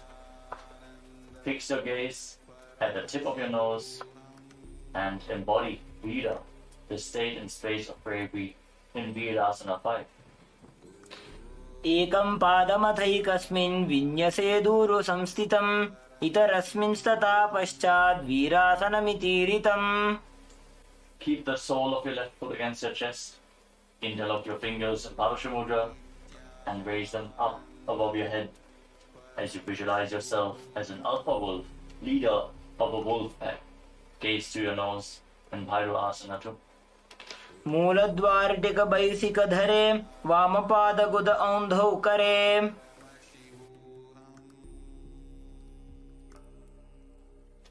Now move the right foot to the outside of the left hip. Place the left foot flat on the ground with the knee raised. Bring your left arm around the raised knee and behind your back. Interlock your fingers behind your back as you gaze up towards your third eye and visualize Sage Matsindrata, the master of Hatha Yoga, in Baddha Matsindrasana. मत्स्येन्द्रपीठं जठरप्रदीप्तिं प्रचण्डरुक्मण्डलखण्डनास्त्रम् अभ्यासतः kundalini प्रबोधं दण्डस्थिरत्वं हि ददाति पुंसाम् Now bring the left foot outside the hip and place the right foot on top of the left side. Hold on to the left foot with your hand as you gaze to the nose and visualize Goddess Saraswati as you perform Mahamudravanda in Jnanasana. अथान्यदासनं कृत्वा सर्वव्याधिनिवारणं योगाभ्यासी भवेत् क्षिप्रं ज्ञानासनप्रसादतः Now lift the right foot towards the right armpit. Hold it with both hands as you gaze up towards your third eye and visualize yourself having no karma at all in Kubjikasana. अथ जठराग्निसन्दीपनं गुल्मप्लीह शूलहर कुब्जिकासनम्. Now place the right foot on the left thigh. Bring the right arm behind your back. Catch a hold of the right foot. Place the left hand outside of the right thigh to twist your spine. Gaze up to your third eye and visualize Lord Murugan in Bharadvajasana. उत्तानकूर्मपीठं च सैंहं गारुडमेव च वातायनं गोमुखं च भारद्वाजं त्रिविक्रमम्. Now lift the right foot to the left chest. Keep your hands on the respective knees as you gaze to the tip of the nose and embody Vida, the space and state of bravery in Virasana 5. एकं पादमथैकस्मिन् विन्यसेद् ऊरु संस्थितम् इतरस्मिन् स्तता पश्चात् वीरासनमितीरितम्. Now interlock your fingers and raise them up above your head. Gaze to the tip of the nose and visualize yourself as an alpha wolf, leader of a wolf pack in Bhairasana. मूलद्वारटिकबैदिकधरे वामपादगुद औन्दौ करे. Now lower your hands down. Bring the left foot to the outside of the right hip. Place the right foot flat on the ground. Bring the right arm around the raised knee and interlock your fingers behind. Gaze up towards your third eye and visualize Sejmatsindhanata in Bandhamatsindasana. मत्स्येन्द्रपीठं जठरप्रदीप्तिं प्रचण्डरुक्मण्डलखण्डनास्त्रम्. Now bring the soles of the feet together in front of your perineum. Interlock the fingers around the toes. Push the knees to the mat. Gaze to the tip of the nose. Visualize Swamiji in your inner space. And hold your breath. Hold the air inside and visualize the presence of Vayu inside and outside your body in Santa Kumbhaka, in Baddha Konasana. पद्मं ब्रह्मं स्तता सैद्धं स्वस्तिकं वज्रमासनं बद्धकोणं भद्रपृष्ठं मूलबन्धं तथैव च. Now keep your heels against the perineum. Place the right hand on top of the heels and place the left hand on top of the right hand. Gaze to the tip of the nose and visualize yourself as Lord Vidavata in Bhadrasana 5. वृषणानि नीचे सीवनीना डाबा भागमा डाबा. Now raise your heels up and turn your feet inwards to sit down on the heels with the toes pointing back. Place your hands on the respective knees. Gaze to the tip of the nose. Visualize the Yoni Mandala, the visual representation of Devi Paramashiva Shakti as you perform Santa Kumbhaka. Hold the breath and visualize the prana inside and outside your body in Yonyasana. पादौ सम्मील्य पादाग्रे आधारे पार्ष्णिलिङ्गतः आनीय पादतलो संविशेत् योन्यासनं भवति. From the same position. Now firmly hold your heels with your hands. Gaze to the third eye.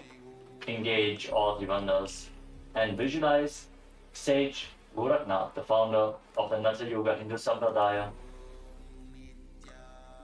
in Gorakshasana Patrasana. वृषणनी नीचे सीवनीना डाबा भागमा डाबा पगनी. Now bring your hands behind the back.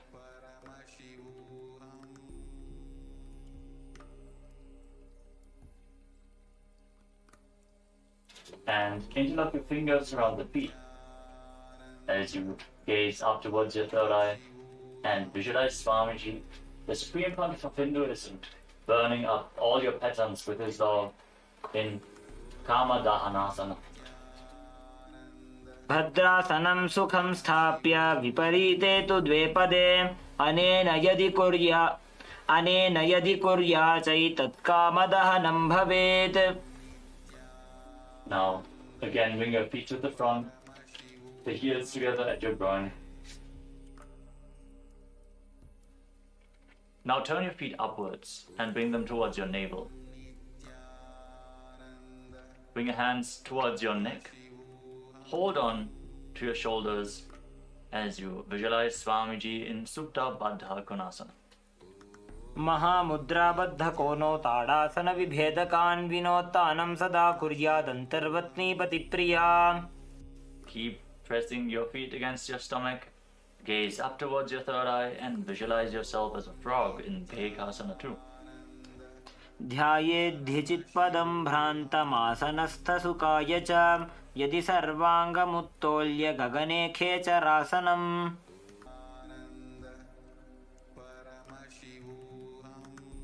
Now keep your heels together at your perineum and bring your navel towards the toes as you place your hands on the knees. Gaze towards the tip of your nose and visualize Swamiji in Bhagasana 3. पग उल्टा मोड़ी बैसे पग का माहिला गुल्फा. Rise up. The next asana is Siddhi Jivasana. As you keep the soles of the feet upwards towards your stomach, place your hands on the respective knees and gaze to the nose. Visualize yourself living the life of a perfected yogi. Pull your stomach in and up. पगा को सोजो जाई. The next asana is Panipatrasana. With the soles of the feet inwards towards your stomach, join your hands in Anjali Mudra in front of your chest. Visualize yourself as a source of water. नाभौ संस्थाप्य गुल्फौ च तन्मध्ये करपात्रताम् शनैर्यत्नेन कुर्वीत पाणिपात्रं तदुच्यते. Now, one by one, raise your feet up into your armpits and interlock your fingers and place your hands on top of your head.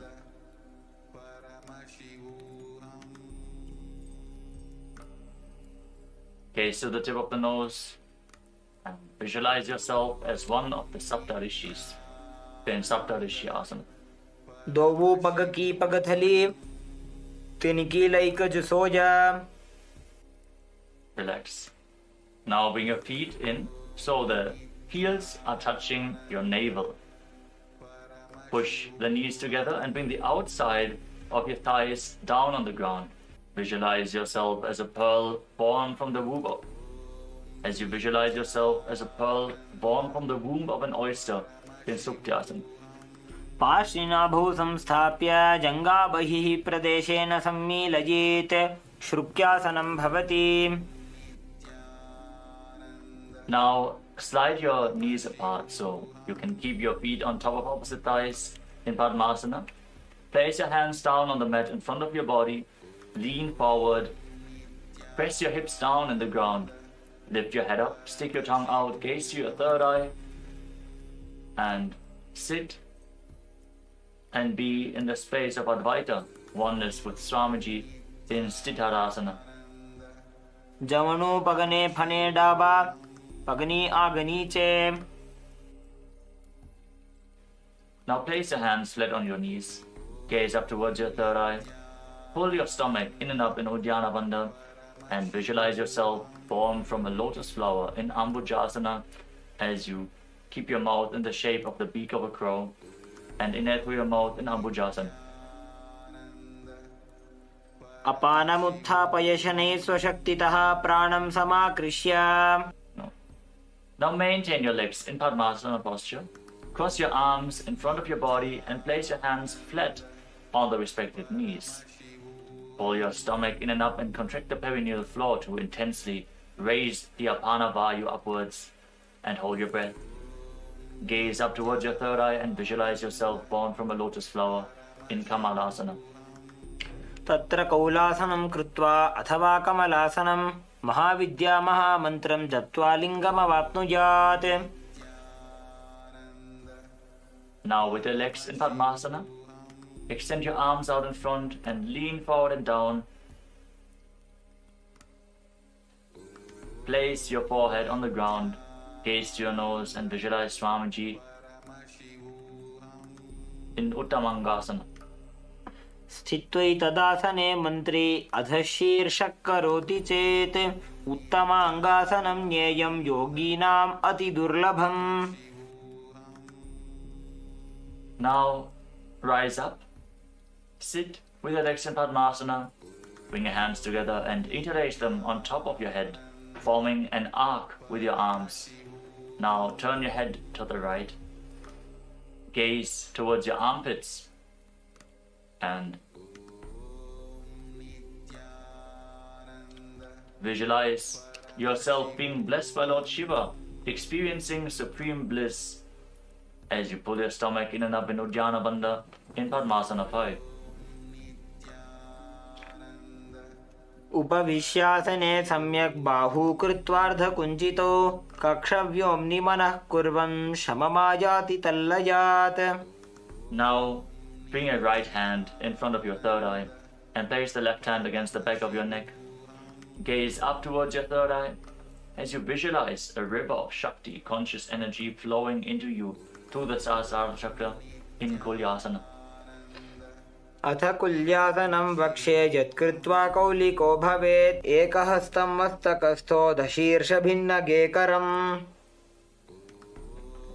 Now place your left hand on your stomach and bring the right hand behind your back, holding onto the left elbow. Then lean forward and down and touch your nose to the mat. Gaze to the tip of the nose as you visualize all the celestial gods and goddesses blessing you in Divyasana. अथ दिव्यासनं वक्ष्ये पृष्ठं हस्तेन बन्धयेत् एकहस्तमध्यदेशं भूमिहस्तं च नासया. Now rise up. Again, raise your hands above your head, interlock the fingers, place them on your head, form an arc with your arms and gaze to the left towards your armpit. Perform Uddiyana Bandha, pull your stomach in and up and visualize yourself being blessed by Lord Shiva, experiencing supreme bliss in Padmasana 5. उपविश्यासने सम्यक् बाहू कृत्वार्धकुञ्चितो कक्षव्योम्नि मनः कुर्वन् शममायाति तल्लयात्. Now place the left hand on your third eye and bring the right hand behind your neck. Gaze up towards your third eye as you visualize a river of Shakti, conscious energy flowing into you through your Sahasrara chakra in Kulyasana. अथ कुल्यासनं वक्ष्ये यत्कृत्वा कौलिको भवेत् एकहस्तं मस्तकस्थो दशीर्षभिन्नगेकरम्. Now place your right hand on your stomach and bring the left hand behind your back.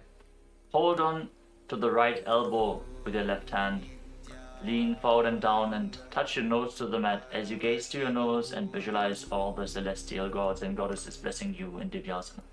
अथ दिव्यासनं वक्ष्ये पृष्ठं हस्तेन बन्धयेत् एकहस्तमध्यदेशं भूमिहस्तं च नासया. As you sit in Padmasana now, interlock your fingers and place them against your navel. Inhale deeply through your nose and hold your breath. Inhale deeply and hold your breath as you gaze to your third eye and visualize your body being completely purified in Pavanasana. अथान्यदासनं वक्ष्ये साधकानां हिताय वै पवनासनरूपो च खेचरो योगिराट् भवेत्. Now bring your hands through the legs and keep your legs in Padmasana. As you hold on to your neck, tuck your chin to the chest, lock your throat, gaze to the nose and visualize yourself as a bat as you breathe in Ujjayi Pranayama in Valgulyasana. अथ भूरिभुक्तस्य पाचनं सद्यो जरामशूलदो वल्गुल्यासनं स्थित्वा. Now unlock your throat, pull your stomach in and up in Uddiyana Bandha As you gaze to the tip of the nose and visualize Lord Rama in your inner space in Parasharamasana 2. प्रथम करे पद्मासन आछे सूधो सोवे भूपरि पाछे. Now, holding onto your neck, roll onto your back, rock back and forth, performing a circular motion with your entire body. Gaze to the tip of the nose. Complete the circle as you visualize yourself generating unlimited potential energy in Garbha Bindasana. मायूरं पिञ्छमायूरं पद्मपीठसमन्वितम्. Now keep your legs crossed in Padmasana. Place your hands down on the mat in front of your body. Lean forward, push your hips into the ground. Lift your head up, stick the tongue out and gaze to your third eye. And visualize and embody the space and state of a lion in Simhasana 2. उत्तानकूर्मपीठं च संहस्गारुडमेव च वातायनं गोमुखं च भारद्वाजं त्रिविक्रमम्. The next asana is Urdhva Kukutasana 2. With your hands on the ground, bring your knees towards your armpits, lift your body up and balance on your arms as you visualize yourself as a rooster. ऊर्ध्वकुक्कुटवासिष्ठमरीचिहलमत्स्यकं परिवृत्तिं चोदरस्य विविधं धनुरासनम्. Now sit in Padmasana. Pull your feet in closer towards your body. Then cross your arms behind your back and hold on to the big toes in Prana Mudra with index and middle fingers. Lock your chin to the chest in Jalandhara Bandha. Gaze to your nose and visualize yourself as a beautiful lotus flower in Padmasana 6. वामोरुपरि दक्षिणं च चरणं संस्थाप्य.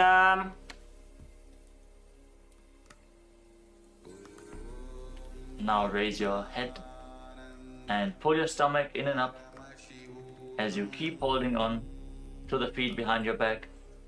Gaze to the nose and visualize yourself as a beautiful lotus flower in Bandha Padmasana. पद्मासनं सुसंस्थाप्य ततङ्गुष्ठद्वयं पुनः व्युत्क्रमेणैव हस्ताभ्यां बद्धपद्मासनं भवेत्. Maintain your legs to Padmasana. Now bring your hands towards the neck and press the Vijnana Nadis outside of your spine. Press your chin to the chest. Force the prana upwards.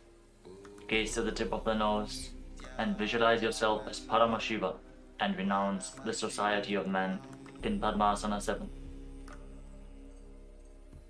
पद्मासनस्थिता Yogi जनसङ्गविवर्जितः विज्ञाननाडिद्वितीयमङ्गुलीभ्यां निरोधयेत्. Sit with your legs crossed as a Padmasana. Lay down on your back and kick your legs and hips up. Support your lower back with your hands. Bear your body weight with your elbows. Gaze to your nose. Lock your chin to the chest and visualize yourself as an inverted lotus flower in Urdhva Padmasana. प्रथम अर्धपद्मासनानि पेठे. Now lay down on your back. Join your hands above the head in Anjali Mudra. Feel the energy flowing up along your spine as you engage all the bandhas. Cleanse your body. Gaze to the nose and visualize yourself as a mountain standing stable for thousands of years in Parvatasana 2. अथ वक्षे महादेव पर्वतासनमङ्गलं यत्कृत्वा स्थिररूपी स्यात् षट्चक्रादिविलोपनम्. Now lay down flat on your back. Place your hands on your stomach and gaze to the nose.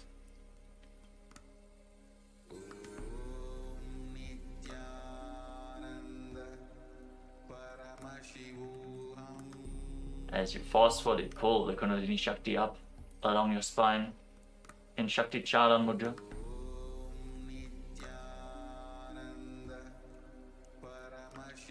Visualize your body is dead and Swamiji, the supreme pontiff of Hinduism, is liberating you in Shivasana 2 as you internally chant Om Nithyananda Paramashivoham.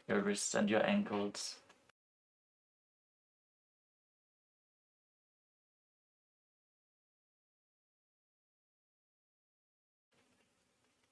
Bend and stretch your elbows and knees. Pull your knees up towards your chest. Squeeze your body into a ball as you rock your body from side to side. And slowly return to a comfortable seated position. Congratulations, you completed the Tritiya Vinyasa Krama 508 asana sequence of Kailasa's Nithyananda Yoga. Now let us conclude today's ritual of Nithyananda Yoga as we sit with our head, neck and spine in a straight line, the hands in Namaskara Mudra in front of the heart center. Eyes closed. Take a deep breath. Visualize Swamiji in your inner space as we chant the Purna Mantra. Om Purnamadah Purnamidam Purnat Purnamudachyate Purnasya Purnamadaya Purnamevavashishyate. Om Shanti Shanti Shanti. Hari Om Tat Sat. Sarvam Bhagavat Shri Nithyananda Paramashiva Padukarpanamastu.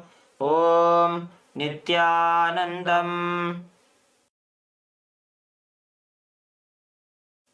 Thank you all for joining us in today's Nithyananda Yoga ritual. In deep gratitude to Swamiji, let us now perform the Shashtanga Namaskar.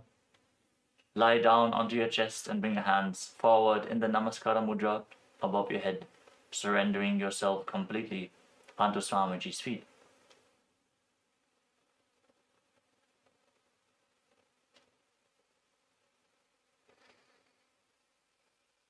Relax. Rise up. Thank you all so much for joining us today, performing Kailasa's Nithyananda Yoga. Hope to see you all tomorrow in one of our live sessions. Also, check out the Pratama Vinyasa Krama, the 108 asana sequence, and the Dvitiya Vinyasa Krama, the 308 asana sequence, which is available on live stream 24/7 on Kailasa's Nithyananda Yoga YouTube channel. Thank you all. Nithyanandam. Nithyanandam and welcome to the Tritiya Vinyasa Krama. We're going to practice 508 asana sequence of Kailasa's Nithyananda Yoga. First, let us make sure we have all the components you need for the yoga practice. Have your yoga mat on the ground. Have your Panchapatra and Udani ready. 1 cup with a spoon with some water for the ritualistic cleansing. All the male bodies, please remove your upper cloth and apply the vibhuti on the 16 places over your body, as you can see on our acharyas. All the female bodies, you can apply it on your forehead. Wear the kumkum on your third eye, the Ajna chakra in between the eyebrows, and wear the Rudraksha mala around your neck. You can keep some weights at the side of the mat if you want to intensify the asana practice.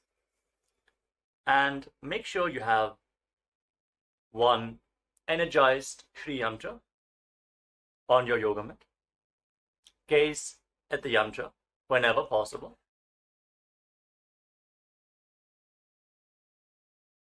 To mirror the macrocosmic energies into your microcosmos. Let us all now settle down into a comfortable cross-legged position with your head, neck and spine in a straight line.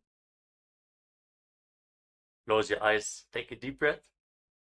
Visualize Swamiji in your inner space as you bring your hands into Namaskara Mudra in front of your heart center as we open this session with the Satguru Vandanam.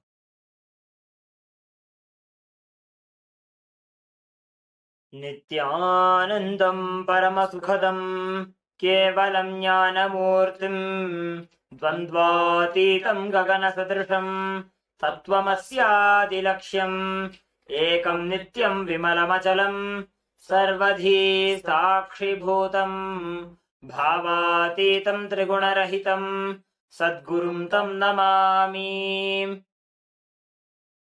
Next, we are going to chant the Shiva Mula mantra.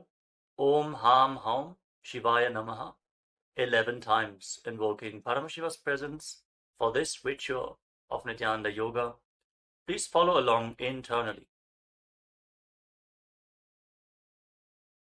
Om Ham Haum Shivaya Namaha.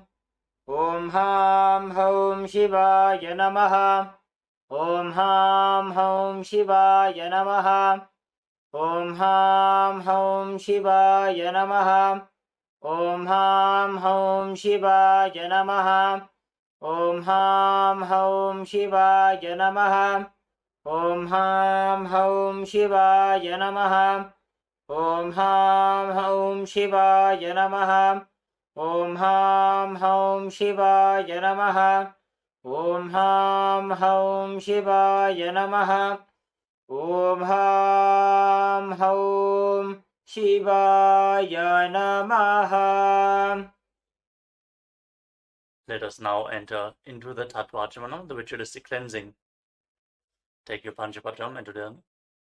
Keep your right hand in the Gokarna Mudra in the shape of a cow's ear. Take one Udani, 1 spoon of water, and pour it into your right palm.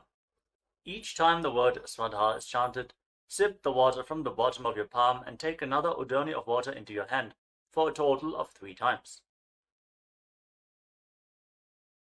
Om Atmatattvam Shodhayami Swadha. Om Vidyatattvam Shodhayami Swadha. Om Shivatattvam Shodhayami Swadha. Now wash your right hand with the water from the Panchapatam and wipe your lips twice with the bottom of your right thumb as we chant. Om Ham Hridayaya Namaha. Wash your hand again. With your index, middle and ring finger joined together, touch above the upper lip and below the lower lip. Then wash your hand again. With your index finger and thumb joined together, touch your right nostril and your left nostril. With your ring finger and thumb, touch your right eye, your right ear, and your left ear. Then wash your hand again. With your little finger and thumb, touch your navel, your right chest, and your left chest. And with all the tips of the fingers joined together, touch the crown of your head, the right shoulder, the left shoulder, and your heart center. Wash your hand again. Now place your right hand over the left and place both your hands on the right thigh. Sit straight, close your eyes, and make a conscious resolution. What you want to manifest in today's Nithyananda Yoga session. Hold the visualization of what you want to manifest as we chant the Sankalpa mantra. Om Mamopatta Samasta Duritakshayadvara Bhagavat Shri Nithyananda Paramashiva Prityartham Shri Nithyanandeshwari Paramashiva Shakti Sameta Shri Nithyanandeshwara Paramashiva Prityartham Cha Shubhe Shobhane Muhurte Adya Brahmanaha Dvitiya Parardhe Shri Shvetavaraha Kalpe Vaivasvatamanvantare Ashtavimshatitame Nityayuge Prathame Pade Jambudvipe Bharatavarše Bharatakhande Meroho Dakshine Parshve Shakabde Asmin Vartabane Vyavaharike Prabhavadinam Shashtyaha Samvatsaranam Madhye शुभनाम संवत्सरे शुभायने शुभऋतौ शुभमासे शुभपक्षे शुभतिथौ शुभवासरयुक्तायां शुभनक्षत्र शुभयोग शुभकर्ण एवं गुणविशेषणविशिष्टायाम् अस्यां शुभतिथौ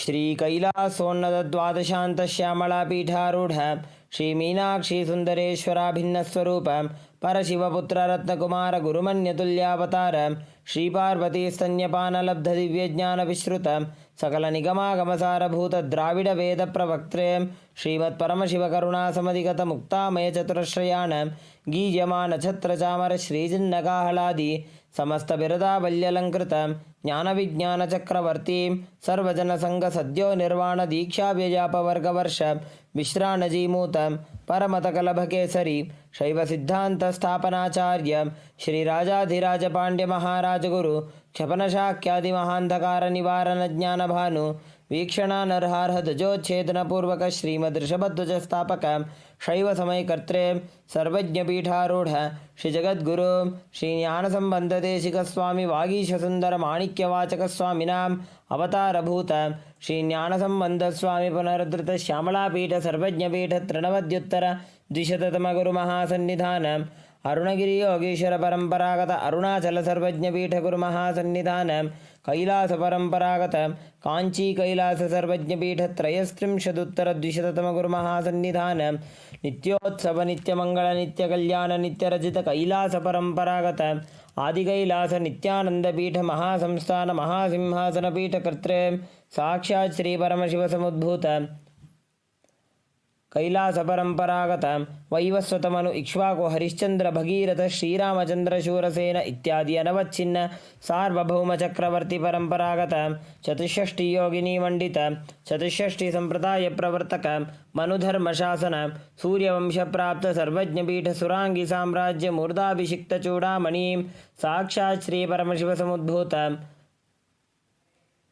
कपिल महागुरु पुनरुद्धृत महानिर्वाणिपीठ अष्टोत्तर सहस्र श्री महामंडलेश्वर साक्षात् श्री परमशिव समुद्भूत श्री महागणपति समारंभ अनवच्छिन्न पीठाधीश्वर गुरु परंपरा प्राप्त अटलपीठ अष्टोत्तर सहस्रतम अष्टोत्तर सहस्र श्री अटलपीठाधीश्वर धर्म मुक्ति स्वर्गपुर स्वर्णपीठ त्रयोविंश गुरु महासन्निधान कैलास परंपरागत आदिपीठ सर्वज्ञपीठ जगद्गुरु श्री कैलास पुनरुद्धारक श्री कैलास परमाचार्य श्रीमत् परमहंस परिव्राजकाचार्य वर्य सच्चिदानंद प्रणव स्वरूप श्रोत्रिय ब्रह्मनिष्ठ श्रीमज्जगद्गुरु श्रीलश्री भगवत् श्री नित्यानंद परमशिव श्री ज्ञान संबंध देशिक परमाचार्य स्वामिनां प्रीत्यर्थम तेषां पादारविन्दयोः भक्ति सिद्ध्यर्थम गुरुकृपा कटाक्ष सिद्ध्यर्थम क्षेमस्थैर्य वीर्य विजय आयुरारोग्य ऐश्वर्यानाम् अभिवृद्ध्यर्थम धर्मार्थ काम मोक्ष चतुर्विध बल पुरुषार्थ सिद्ध्यर्थम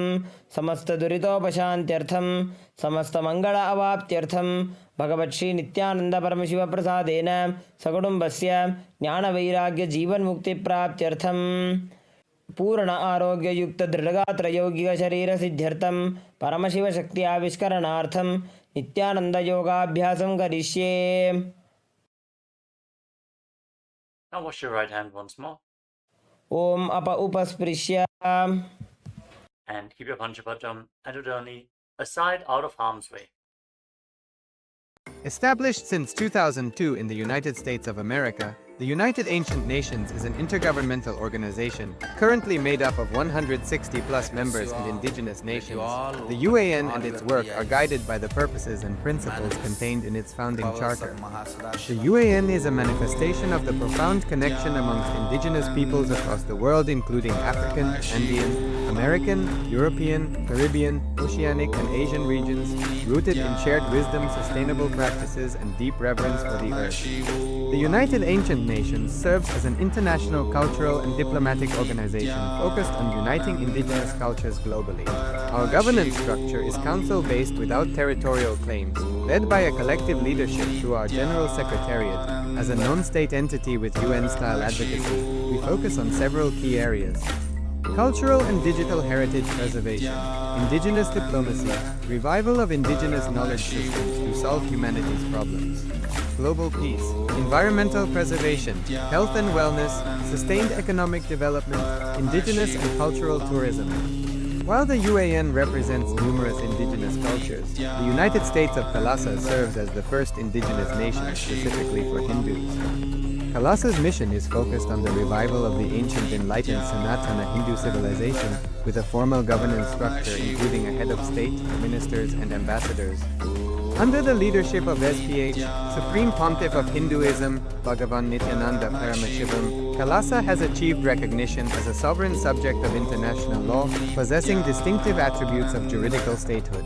The United States of Kalasa is the main sponsor of the proposed UAN headquarters. This initiative would bring forth an estimated $100 million in revenue for the host country through summits, conferences, tourism, and development projects. The proposed UN headquarters would represent the world's indigenous nations and peoples through its architectural design. It would blend the best of all worlds, featuring top modern architecture, the highest green building standards, and ancient Vastu architectural principles. This headquarters would serve as a central hub for indigenous diplomacy, cultural preservation, and collaborative efforts towards sustainable development and global peace. Through this initiative, we aim to create a dignified platform for indigenous leadership rooted in ancestral wisdom, cultural legitimacy, and collaborative innovation, enhancing global dialogue and regional stability. The establishment of the UAN headquarters would position a host country at the forefront of a global movement promoting indigenous wisdom while creating significant economic opportunities for the nation and its people.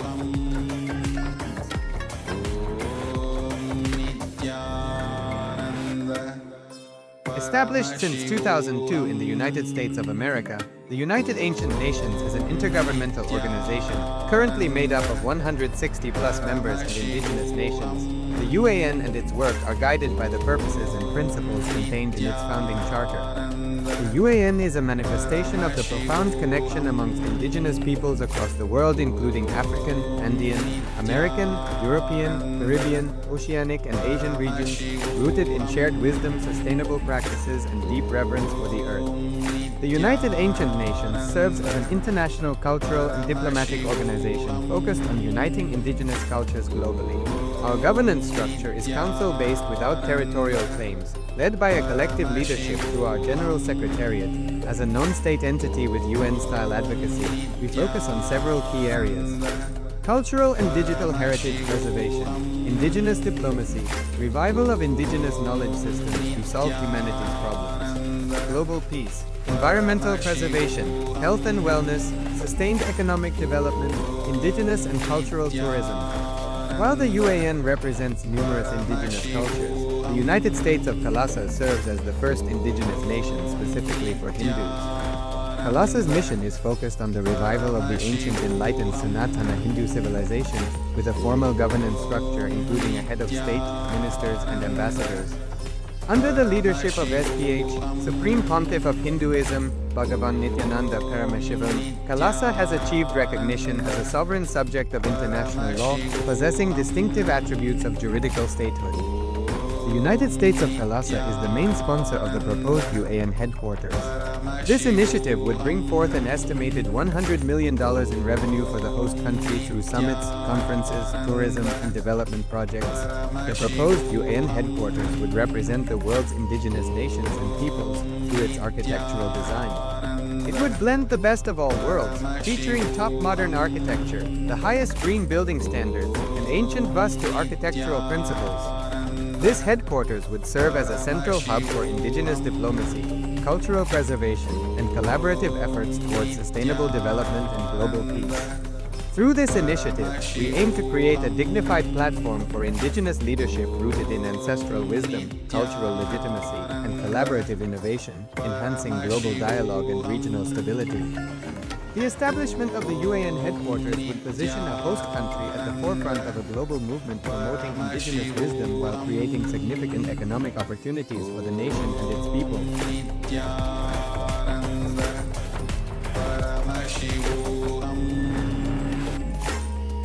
Established since 2002 in the United States of America, the United Ancient Nations is an intergovernmental organization currently made up of 160 plus members and indigenous nations.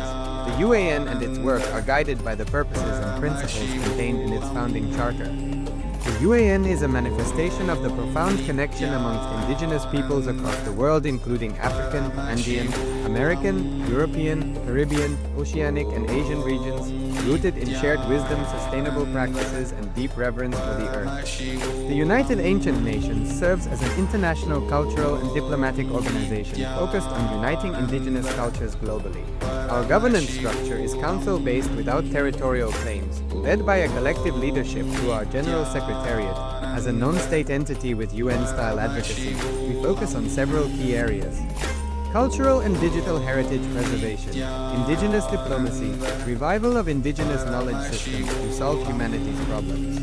Global peace, environmental preservation, health and wellness, sustained economic development, indigenous and cultural tourism. While the UAN represents numerous indigenous cultures, the United States of Kailasa serves as the first indigenous nation specifically for Hindus. Kailasa's mission is focused on the revival of the ancient enlightened Sanatana Hindu civilization with a formal governance structure including a head of state, ministers, and ambassadors.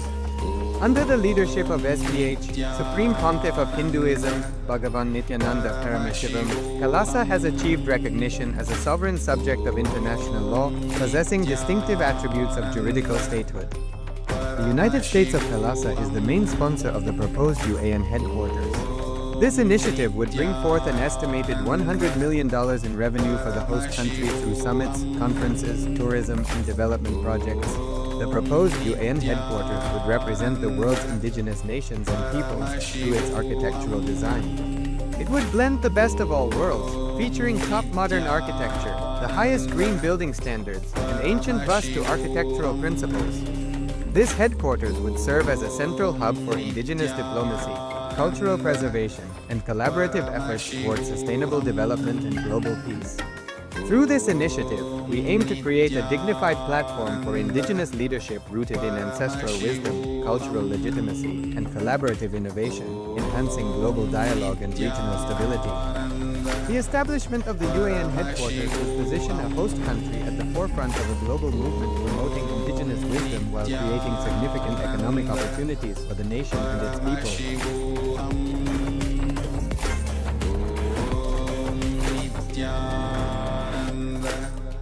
Established since 2002 in the United States of America, the United Ancient Nations is an intergovernmental organization currently made up of 160-plus members and indigenous nations. The UAN and its work are guided by the purposes and principles contained in its founding charter. The UAN is a manifestation of the profound connection amongst indigenous peoples across the world, including African, Andean, American, European, Caribbean, Oceanic, and Asian regions, rooted in shared wisdom, sustainable practices, and deep reverence for the earth. The United Ancient Nations serves as an international cultural and diplomatic organization focused on uniting indigenous cultures globally. Our governance structure is council-based without territorial claims, led by a collective leadership through our General Secretariat. As a non-state entity with UN-style advocacy, we focus on several key areas: cultural and digital heritage preservation, indigenous diplomacy, revival of indigenous knowledge systems to solve humanity's problems, global peace, environmental preservation, health and wellness, sustained economic development, indigenous and cultural tourism. While the UAN represents numerous indigenous cultures, the United States of Kailasa serves as the first indigenous nation specifically for Hindus. Kailasa's mission is focused on the revival of the ancient enlightened Sanatana Hindu civilization with a formal governance structure including a head of state, ministers, and ambassadors. Under the leadership of SPH, Supreme Pontiff of Hinduism, Bhagavan Nityananda Paramashivam, Kailasa has achieved recognition as a sovereign subject of international law, possessing distinctive attributes of juridical statehood. The United States of Kailasa is the main sponsor of the proposed UAN headquarters. This initiative would bring forth an estimated $100 million in revenue for the host country through summits, conferences, tourism, and development projects. The proposed UAN headquarters would represent the world's indigenous nations and peoples through its architectural design. It would blend the best of all worlds, featuring top modern architecture, the highest green building standards, and ancient bust to architectural principles. This headquarters would serve as a central hub for indigenous diplomacy, cultural preservation, and collaborative efforts towards sustainable development and global peace. Through this initiative, we aim to create a dignified platform for indigenous leadership rooted in ancestral wisdom, cultural legitimacy, and collaborative innovation, enhancing global dialogue and regional stability. The establishment of the UAN headquarters would position a host country at the forefront of a global movement promoting indigenous wisdom while creating significant economic opportunities for the nation and its people.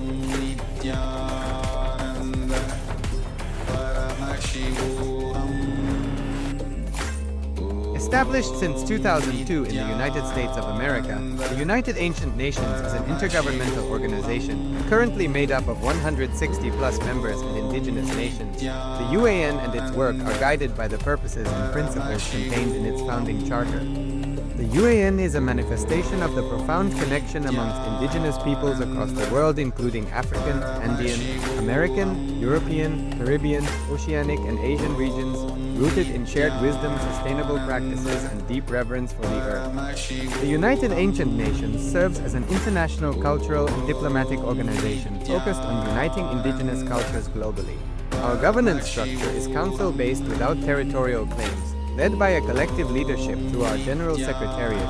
As a non-state entity with UN-style advocacy, we focus on several key areas: cultural and digital heritage preservation, indigenous diplomacy, revival of indigenous knowledge systems to solve humanity's problems, global peace, environmental preservation, health and wellness, sustained economic development, indigenous and cultural tourism.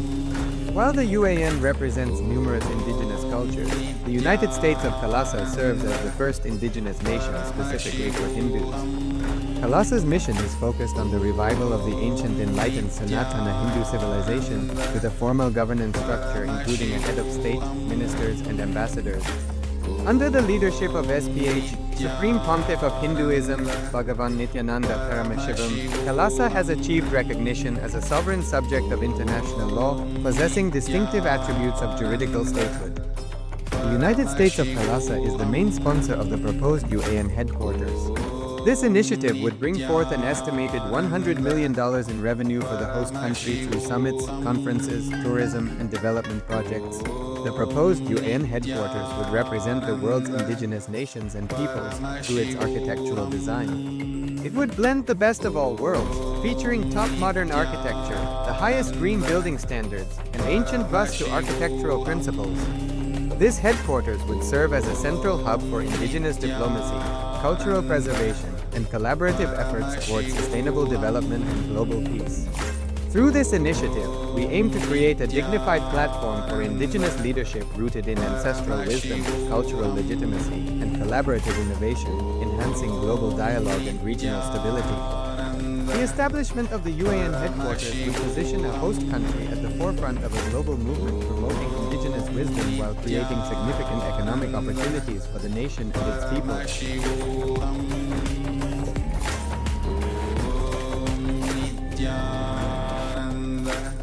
Established since 2002 in the United States of America, the United Ancient Nations is an intergovernmental organization currently made up of 160 plus members and indigenous nations. The UAN and its work are guided by the purposes and principles contained in its founding charter. The UAN is a manifestation of the profound connection amongst indigenous peoples across the world, including African, Andean, American, European, Caribbean, Oceanic, and Asian regions, rooted in shared wisdom, sustainable practices, and deep reverence for the earth. The United Ancient Nations serves as an international cultural and diplomatic organization focused on uniting indigenous cultures globally. Our governance structure is council-based without territorial claims, led by a collective leadership through our General Secretariat. As a non-state entity with UN-style advocacy, we focus on several key areas: cultural and digital heritage preservation, indigenous diplomacy, revival of indigenous knowledge systems to solve humanity's problems, global peace, environmental preservation, health and wellness, sustained economic development, indigenous and cultural tourism. While the UAN represents numerous indigenous cultures, the United States of Kailasa serves as the first indigenous nation specifically for Hindus. Kailasa's mission is focused on the revival of the ancient enlightened Sanatana Hindu civilization with a formal governance structure including a head of state, ministers, and ambassadors. Under the leadership of SPH, Supreme Pontiff of Hinduism, Bhagavan Nithyananda Paramashivam, Kailasa has achieved recognition as a sovereign subject of international law, possessing distinctive attributes of juridical statehood. The United States of Kailasa is the main sponsor of the proposed UAN headquarters. This initiative would bring forth an estimated $100 million in revenue for the host country through summits, conferences, tourism, and development projects. The proposed UAN headquarters would represent the world's indigenous nations and peoples through its architectural design. It would blend the best of all worlds, featuring top modern architecture, the highest green building standards, and ancient Vastu architectural principles. This headquarters would serve as a central hub for indigenous diplomacy, cultural preservation, and collaborative efforts towards sustainable development and global peace. Through this initiative, we aim to create a dignified platform for indigenous leadership rooted in ancestral wisdom, cultural legitimacy, and collaborative innovation, enhancing global dialogue and regional stability. The establishment of the UAN headquarters would position a host country at the forefront of a global movement promoting indigenous wisdom while creating significant economic opportunities for the nation and its people.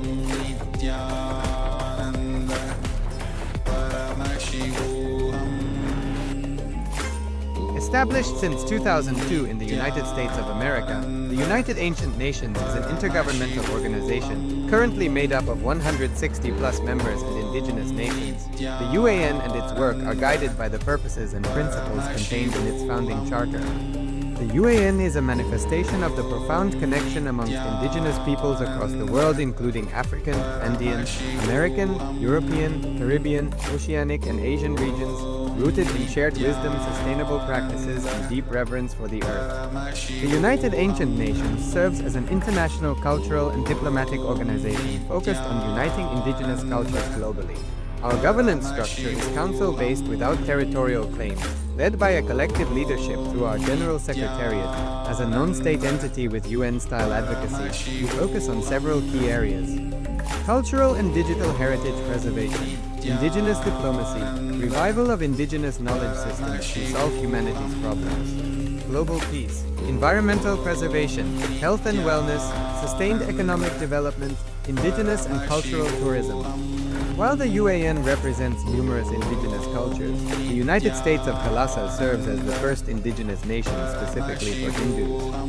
Kalasa's mission is focused on the revival of the ancient enlightened Sanatana Hindu civilization with a formal governance structure including a head of state, ministers, and ambassadors. Under the leadership of SPH, Supreme Pontiff of Hinduism, Bhagavan Nithyananda Paramashivam, Kalasa has achieved recognition as a sovereign subject of international law, possessing distinctive attributes of juridical statehood. The United States of Kalasa is the main sponsor of the proposed UAN headquarters. This initiative would bring forth an estimated $100 million in revenue for the host country through summits, conferences, tourism, and development projects. The proposed UN headquarters would represent the world's indigenous nations and peoples through its architectural design. It would blend the best of all worlds, featuring top modern architecture, the highest green building standards, and ancient Vastu architectural principles.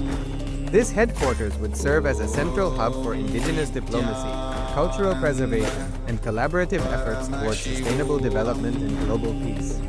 Through this initiative, we aim to create a dignified platform for indigenous leadership rooted in ancestral wisdom, cultural legitimacy, and collaborative innovation, enhancing global dialogue and regional stability. The establishment of the UAN headquarters would position a host country at the forefront of a global movement promoting indigenous wisdom while creating significant economic opportunities for the nation and its people.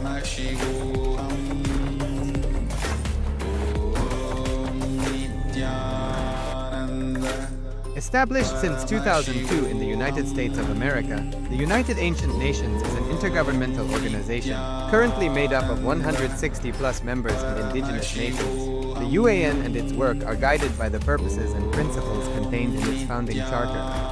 The UAN is a manifestation of the profound connection amongst indigenous peoples across the world, including African, Andean, American, European, Caribbean, Oceanic, and Asian regions, rooted in shared wisdom, sustainable practices, and deep reverence for the earth. The United Ancient Nations serves as an international cultural and diplomatic organization focused on uniting indigenous cultures globally. Our governance structure is council-based without territorial claims, led by a collective leadership through our General Secretariat. As a non-state entity with UN-style advocacy, we focus on several key areas: cultural and digital heritage preservation, indigenous diplomacy, revival of indigenous knowledge systems to solve humanity's problems, global peace, environmental preservation, health and wellness, sustained economic development, indigenous and cultural tourism. While the UAN represents numerous indigenous cultures, the United States of Kailasa serves as the first indigenous nation specifically for Hindus. Kailasa's mission is focused on the revival of the ancient enlightened Sanatana Hindu civilization with a formal governance structure including a head of state, ministers, and ambassadors. Under the leadership of SPH, Supreme Pontiff of Hinduism, Bhagavan Nithyananda Paramashivoham, Kailasa has achieved recognition as a sovereign subject of international law, possessing distinctive attributes of juridical statehood. The United States of Kailasa is the main sponsor of the proposed UAN headquarters. This initiative would bring forth an estimated $100 million in revenue for the host country through summits, conferences, tourism, and development projects. The proposed UN headquarters would represent the world's indigenous nations and peoples through its architectural design.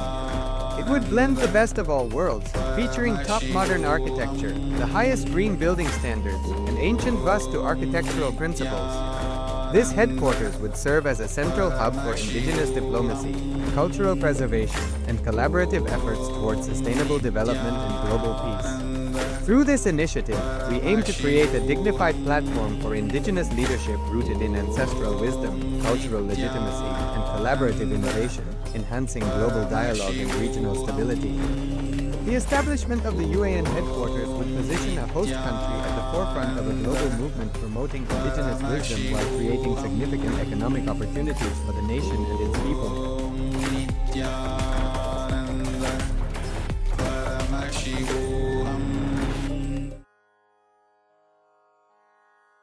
Nithyananda, I'm requesting Kailasa LA to please turn on your camera.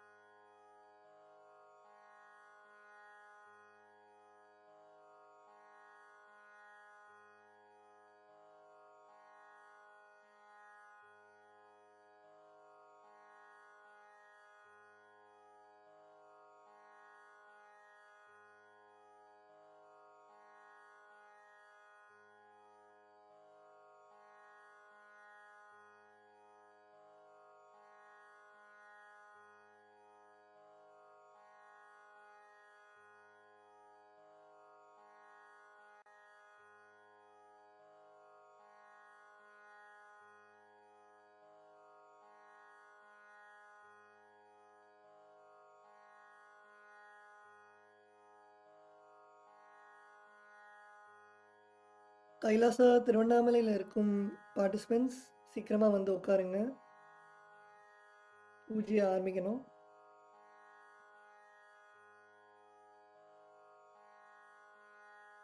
Madhyamai, can you please call all the participants and make them settle down in Kailasa Tiruvannamalai?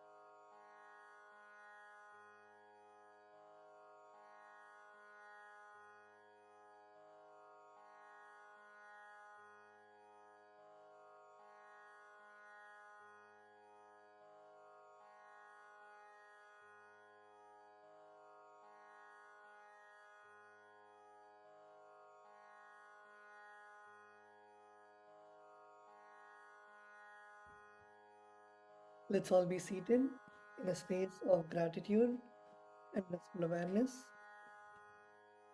Close your eyes. Bring your awareness to your Ananda Gandha. Visualize Swamiji's presence in your Ananda Gandha. Take a deep breath, inhale and exhale. Visualize Swamiji's presence in the Guru Padukas in front of you.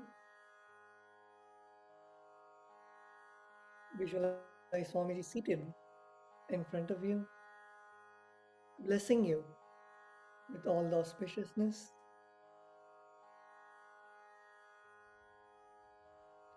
The puja is the time, your personal time with Bhagavan Paramashiva and with Swamiji.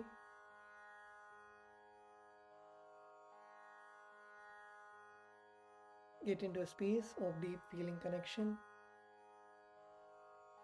and the space of Soham Asmi, that even when you worship, you are Swamiji.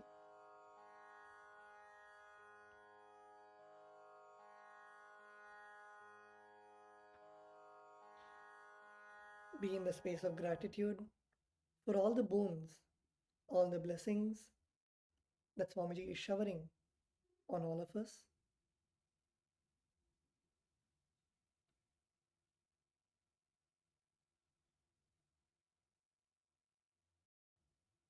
And with that, let us now begin the Pada Puja. Before we begin the Pada Puja, we request all the participants to declare the following with integrity and authenticity. If you agree to this, please say yes loudly.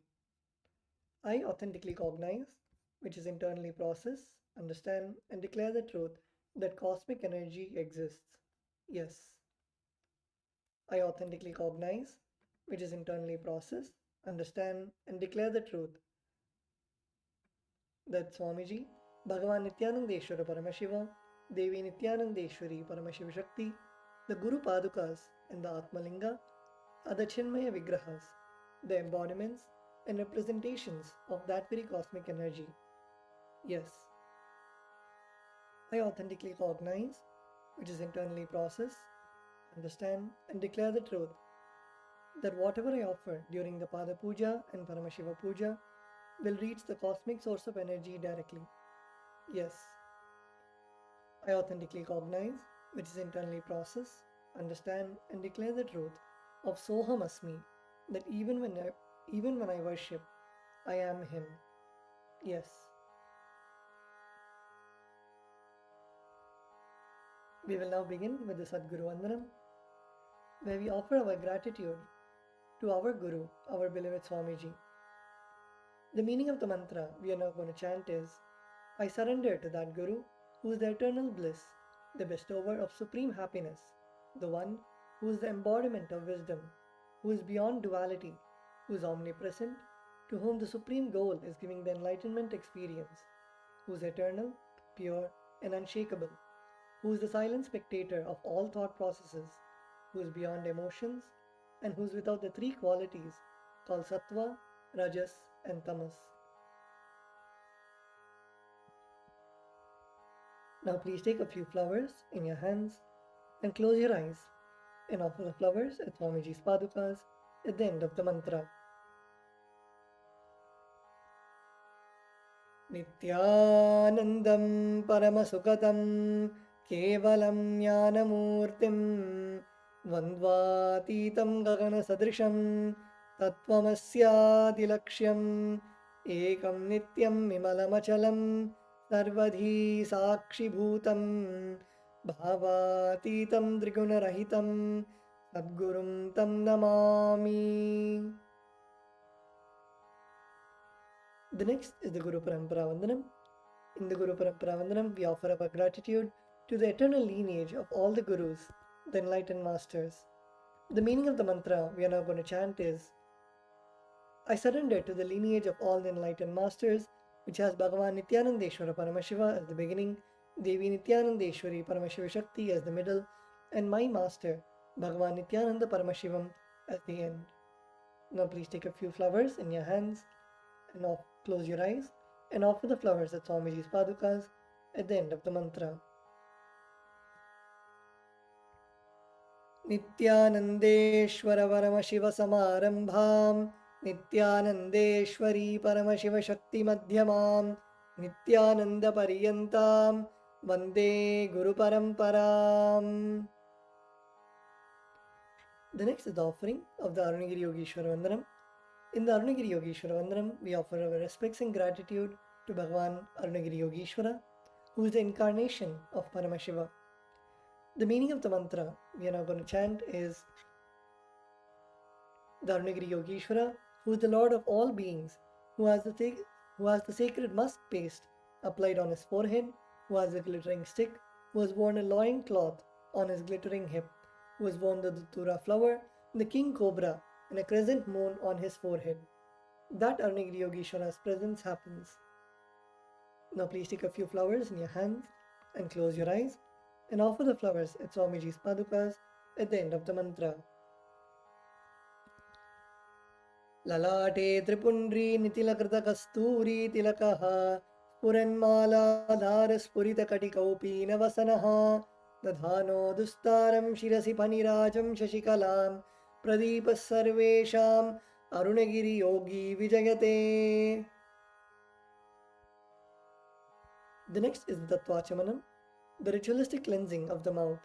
Now keeping your right hand in the Gokarna Mudra, pour an udharani of water into your right palm and sip the water from the base of your palm each time the word Svadha is chanted. Om Atmadattvam Shodhayami Svadha, Om Vidyadattvam Shodhayami Svadha, Om Shivadattvam Shodhayami Svadha.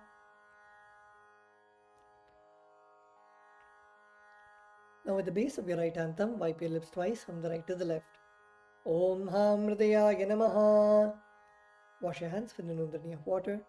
With the tips of your right hand index, middle and ring finger, touch above your upper lip and below the lower lip. Wash your hands with an udharani of water. With the tips of your right hand index finger and thumb joined together, touch your right nostril and left nostril. With the tips of your ring finger and thumb joined together, touch your right eye, right ear and left ear. Wash your hands with an udharani of water. With the tips of your little finger and thumb joined together, touch your navel center, right chest and left chest. With all 5 fingers joined together, touch the top of your head, right shoulder, left shoulder and the heart center. Lord of spontaneous completion and the remover of obstacles. The meaning of the mantra we are now going to chant is, I meditate upon the Lord Ganesha, who is clad in white garments, who is all-pervading, who is as bright colored as the moon, who has a smiling, pleasant face, having 4 shoulders and hands, and who is the remover and pacifier of all obstacles. Now please take the akshata, the turmeric mixed rice and a flower in your right hand. Keeping both your hands as fists, tap the sides of your forehead along with the mantra. Om Shuklam Varadharam Vishnum Shashivarnam Chaturbhujam Prasannavadanam Dhyayet Sarva Vignopashantage. The next is the pranayama, the regulation of the prana, the life energy. Now continue to keep the akshata in your right hand. Open your little finger, ring finger and thumb.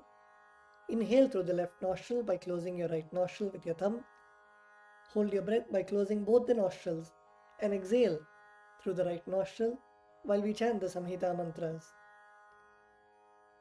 Om Hom Ishanamurdhaya Namaha, Om Him Tatpurushottaraya Namaha, Om Hum Magornataya Namaha, Om Him Mamadevukhyaya Namaha, Om Hum Satyojatamurtaye Namaha, Om Hamrdhaya Namaha, Om Him Shirsaya Namaha, Om Hum Shikaya Namaha, Om Him Kavachaya Namaha, Om Hum Netrebhyo Namaha, Om Hastraya Namaha, Om Hom Ishanamurdhaya Namaha, Om Him Tatpurushottaraya Namaha, Om Hum Magornataya Namaha, Om Him Mamadevukhyaya Namaha, Om Hum Satyojatamurtaye Namaha, Om Hamrdhaya Namaha, Om Him Shirsaya Namaha, Om Hum Shikaya Namaha, Om Him Kavachaya Namaha, Om Hum Netrebhyo Namaha, Om Hastraya Namaha, Om Hum Ishanamurdhaya Namaha, Om Him Tatpurushottaraya Namaha, Om Hum Magornataya Namaha, Om Him Mamadevukhyaya Namaha, Om Hum Satyojatamurtaye Namaha, Om Hamrdhaya Namaha, Om Him Shirsaya Namaha, Om Hum Shikaya Namaha, Om Him Kavachaya Namaha, Om Hum Netrebhyo Namaha, Om Hastraya Namaha.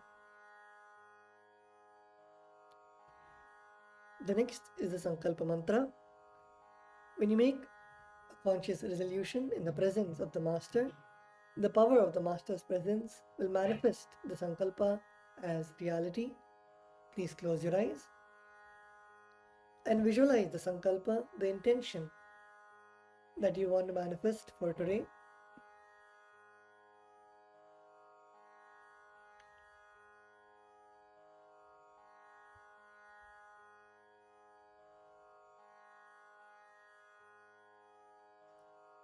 Whether it is completion or anything that you want to manifest, hold it in your inner space.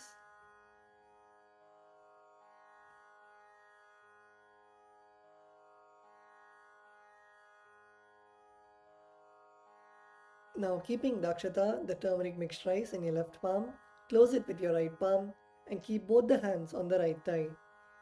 We will now begin the Sankalpa mantra.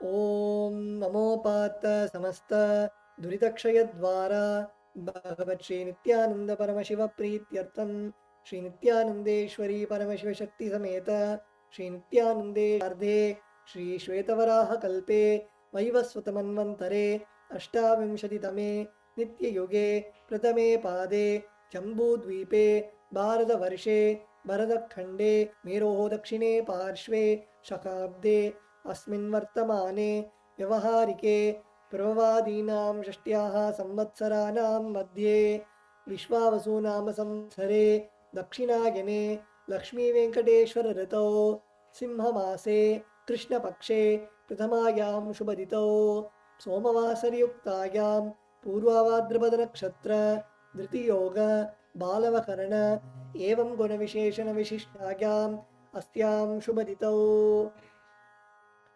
Shri कैलासोन्नत द्वादशान्त Shyamala पीठारूढ़ Shri Meenakshi सुंदरेश्वरा भिन्न स्वरूप परशिवपुत्र रत्न कुमार गुरुमन्य तुल्यावतार श्री पार्वती स्तन्यपान लब्ध दिव्य ज्ञान विश्रुत सकल निगमागम सारभूत द्राविड वेद प्रवक्त्रे श्रीमत् परमशिव करुणा समधिगत मुक्तामय चतुरश्रयान गीयमान छत्र चामर श्री चिन्ह काहलादि समस्त बिरडावल्यलंकृत ज्ञान विज्ञान चक्रवर्ती सर्वजन संग सद्यो निर्वाण दीक्षा व्याप वर्ग वर्ष विश्रान जीमूत परमत कल्प केसरी शैव सिद्धांत स्थापनाचार्य श्री राजाधिराज पांड्य महाराज गुरु क्षपन शाक्यादि महांधकार निवारण ज्ञान भानु वीक्षणा नरहारह ध्वजोच्छेदन पूर्वक श्रीमद् ऋषभध्वज स्थापक शैव समय कर्त्रे सर्वज्ञ पीठारूढ़ श्री जगद्गुरु श्री ज्ञान संबंध देशिक स्वामी वागीश सुंदर माणिक्य वाचक स्वामिनाम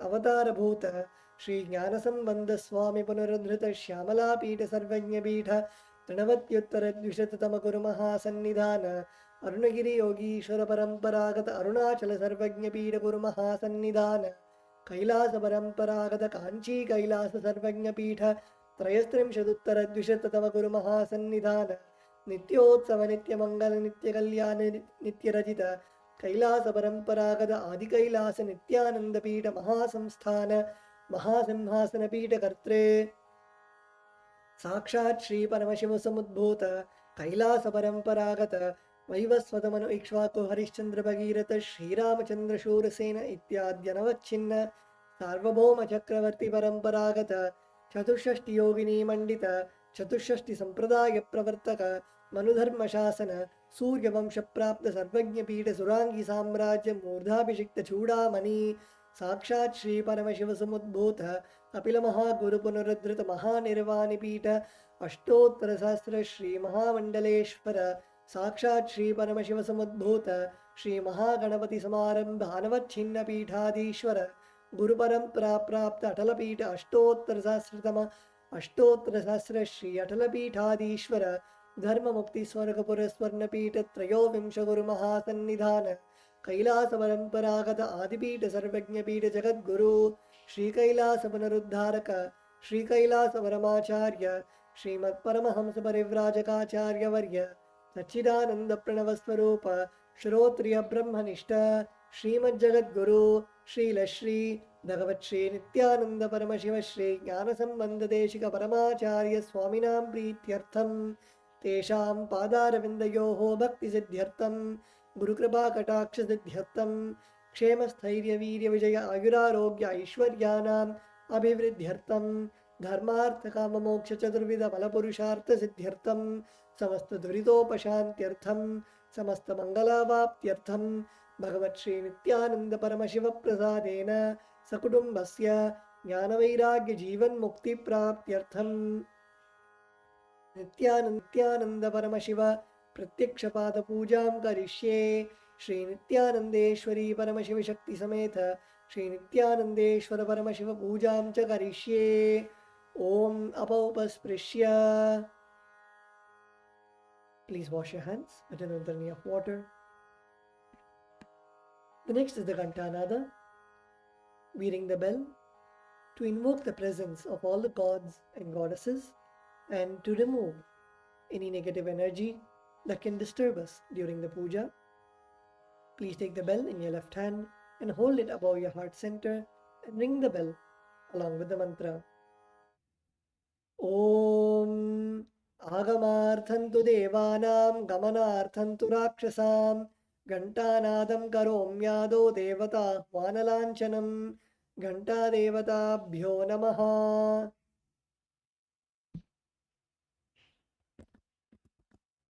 The next is the Manasa Puja, the internal worship. Now please close your eyes and visualize the meaning of the mantra in your inner space. The meaning of the mantra we are now going to chant is, what seed can I offer to the Master except my heart?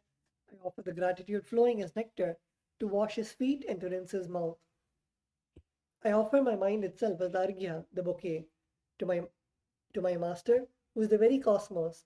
What clothing can I offer except the space? I offer my very prana, the life energy, as the incense, and I offer the ocean of nectar as the food offering.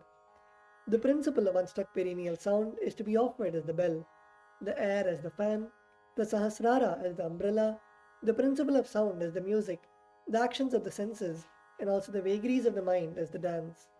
All the 7 chakras, along with the Shushumna Nadi, is to be offered as the flower garland.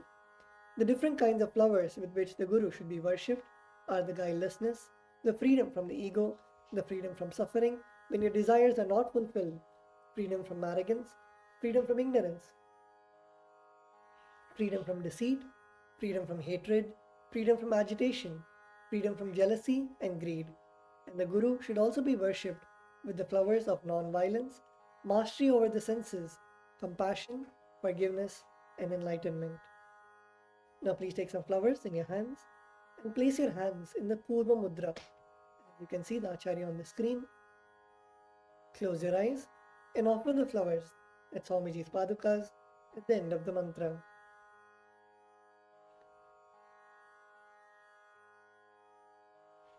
Om Hridpadmamasanam Dadyat Sahasrarachyutamritaihi Padyam Charanayor Dadyat Manastu Arghyam Nivedayet Tena Amritena Achamaniyam Snaniyam Tena Chasmritam Akashatattvam Vastram Syat Gandhasyat Gandhatatvakam Chittam Prakalpa Nivedyam Syat Sudam Buddhihi Anahatadhvanirghanta Vayutattvam Chachamaram Sahasraram Bhavet Chatram Shabdatattvam Chagitakam Nrityamindriya Karmani Chanchalyam Manasastatha Sumekhalam Padmamalam Pushpam Nana Vidam Tatha Amayadyair Bhava Pushpaihi Archayed Bhava Gocharam Amayam Anahankaram Aragam Amadam Tatha Amohakam Adambhancha Advesha Akshobakau Tatha Amatsaryam Alobham cha Dashapushpam Vidurbudaha Ahimsa Paramam Pushpam Pushpam Indriya Nigraha Daya Pushpam Kshama Pushpam Jnana Pushpam cha Panchamam Iti Panchadashair Bhava Pushpaihi Sampujayet Bhagavantam Shri Nithyananda Paramashivam.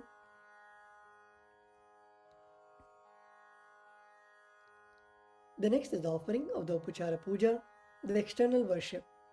The first is the offering of asanam, the offering of seat to the Master. The meaning of the mantra we are now going to chant is, O the one who resides in all the beings, the one who is the very soul of all beings, I offer this seat to you. I surrender, I surrender. Now please take some flowers and akshata in your hands and offer the flowers at Swamiji's padukas along with the mantra.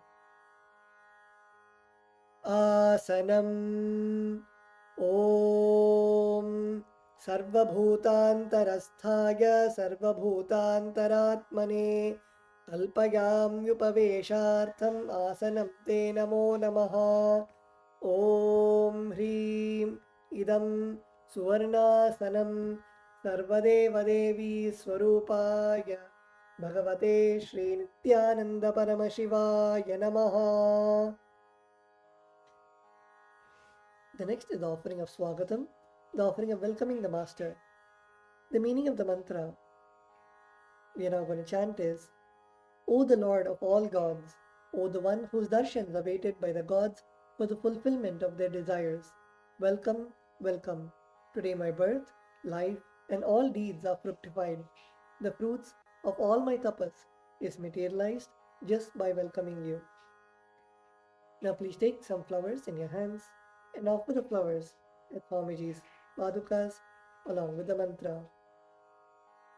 Swagatam Om Shantatvat Sarvakartritvat Bhavo Paratikaranat Shiva Ukto Mahatantra Mantravidbhis Sada Shivaha Asmai Shivaya Gurave Vitaragakalaya Vai Ameyatvat Anantoyam Majatvaja Prakirtitaha Yasya Darshanamichanti Deva Swabhishta Siddhaye Tasmai Te Parameshana Swagatam Swagatam Prabho Adya Me Saphalam Janma Jivanam Saphala Kriyaha Swagatam Yatvaya Tanme Tapasam Phalamagatam.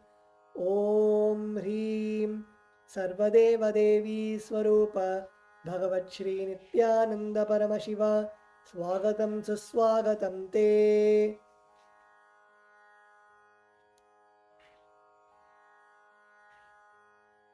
The next offering is Padyam, the offering of water to wash the feet of the Master.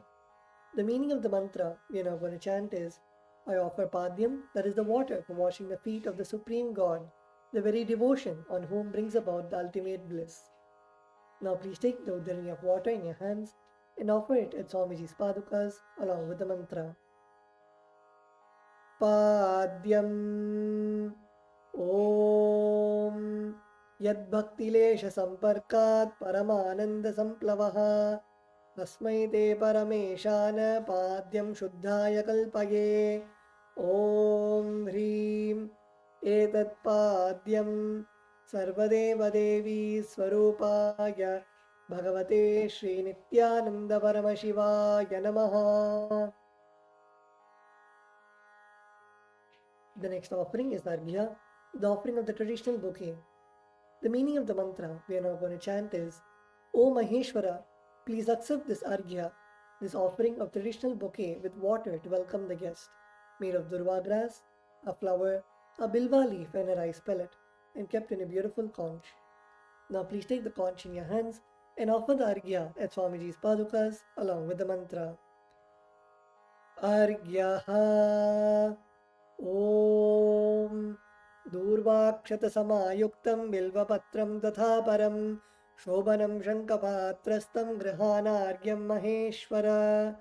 Om Hrim Esho Argyaha Sarvadeva Devi Swarupaya Bhagavate Shri Nithyananda Paramashivaya Swaha. The next offering is Achamaniyam, the offering of water for mouthwash.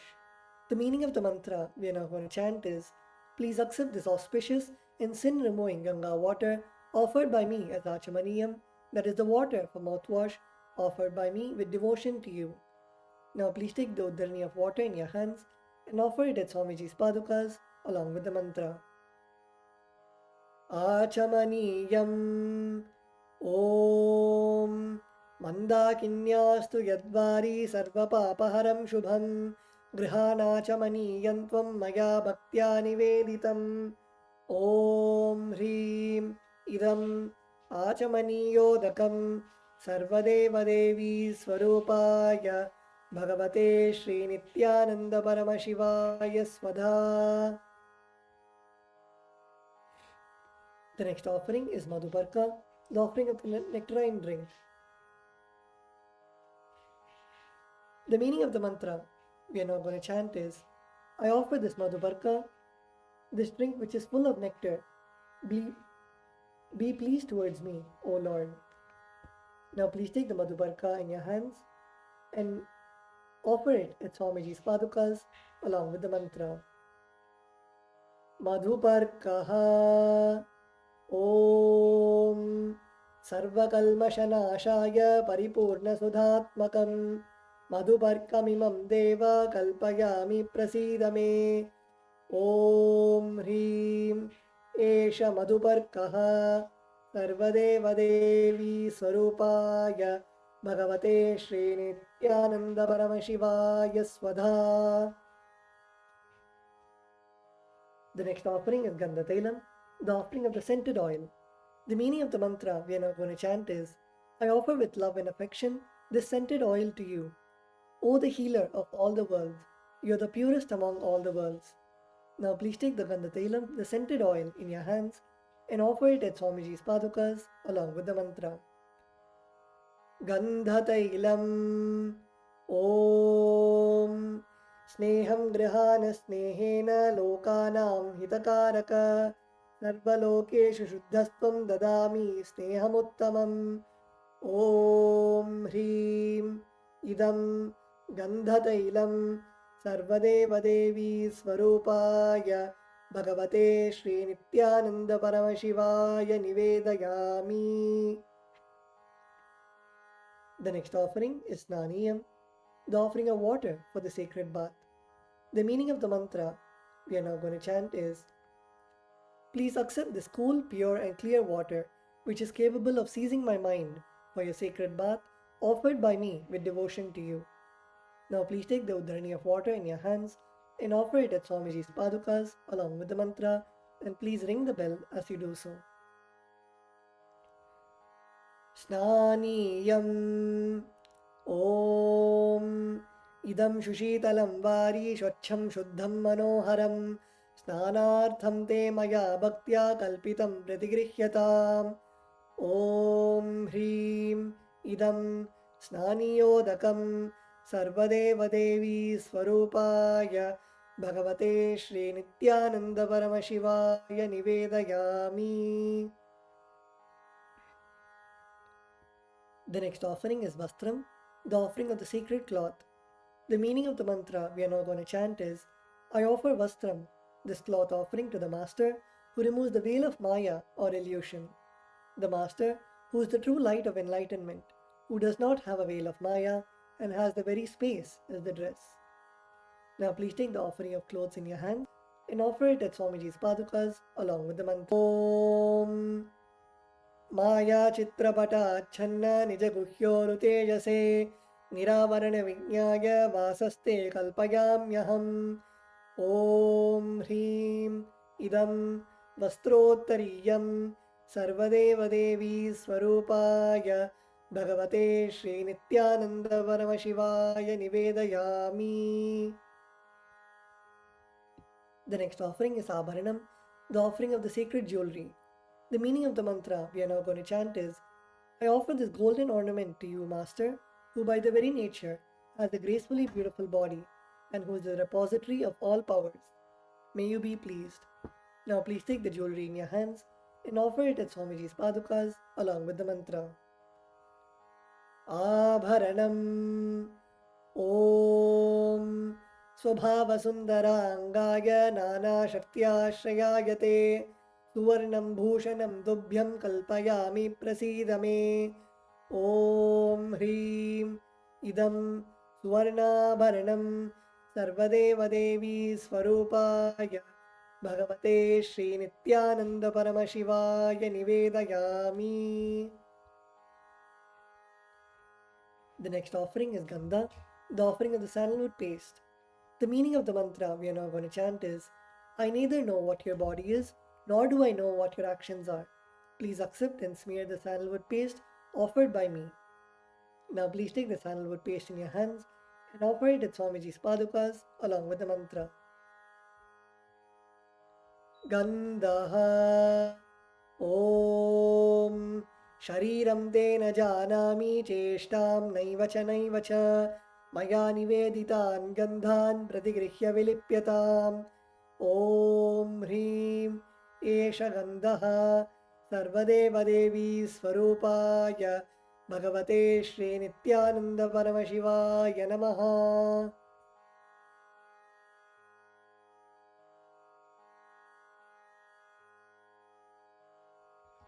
The next offering is Pushpam, the offering of the fragrant flowers. The meaning of the mantra we are now going to chant is, please accept these blissfully fragrant different kinds of flowers which are taken from the forest of Turiya, that is the space of ultimate restful awareness. Now please take some flowers smeared with sandalwood paste in your hands and offer the flowers at Swamiji's padukas along with the mantra. Pushpam Om Turiyavana Sampannam Nana Gunamanoharam Ananda Saurabham Pushpam Grihyatam Idamuttamam Om Hrim Etani Sachandana Pushpani Sarvadeva Devi Swarupaya Bhagavate Shri Nithyananda Paramashivaya Vaushate. The next offering is Bilva Patram, the offering of Bilva leaves. The meaning of the mantra we are now going to chant is, I offer you, O God of all gods, this holy Bilva leaf in which dwells the goddess of richness and which is so much loved by Lord Shiva. Now please take the Bilva leaf, smear with sandalwood paste in your hands and offer it at Swamiji's padukas along with the mantra.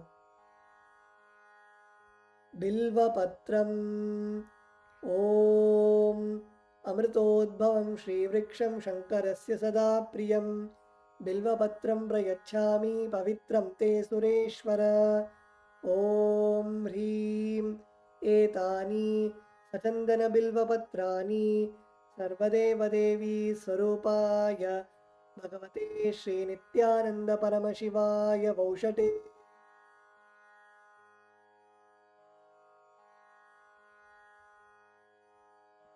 The next offering is Tulasi Patram, the offering of the Tulsi leaves. The meaning of the mantra we are now going to chant is, let this offering of Tulsi leaf be unto the Supreme Soul, who has unlimited forms and who is the bestower of all boons. Now please take the Tulsi leaves, smear the sandalwood paste in your hands, and offer it at Swamiji's padukas along with the mantra. Tulasi Patram Om Namaste Bahurupaya Varadamurtaye Paramatmane Swaha Om Hrim Idam Sachandana Tulasi Patram Sarvadeva Devi Swarupaya Bhagavate Shri Nithyananda Paramashivaya Namaha. The next offering is Dhupa, the offering of the lit incense. The meaning of the mantra we are now going to chant is, this incense smoke is made of sacred herbs of intoxicating fragrance. Please accept this incense smoke fit to be inhaled by all the devas. Now please take the lit incense sticks in your hands and slowly wave it towards Swamiji's padukas along with the mantra, and please ring the bell as we do so. Dhupaha Om Vanaspatiraso Divyo Gandhadhyassu Manoharaha Agreya Sarvadevanam Dhupoyam Pratigrihyatam Om Hrim Esha Dhupaha Sarvadeva Devi Swarupaya Bhagavate Shri Nithyananda Paramashivaya Namaha. The next offering is Deepa, the offering of the lit lamp. The meaning of the mantra we are now going to chant is, please accept this light of inner and outer worlds, which is very bright and which removes darkness from everywhere. Now please take the lit lamp in your hands and slowly wave it towards Swamiji's padukas along with the mantra, and please ring the bell as you do so.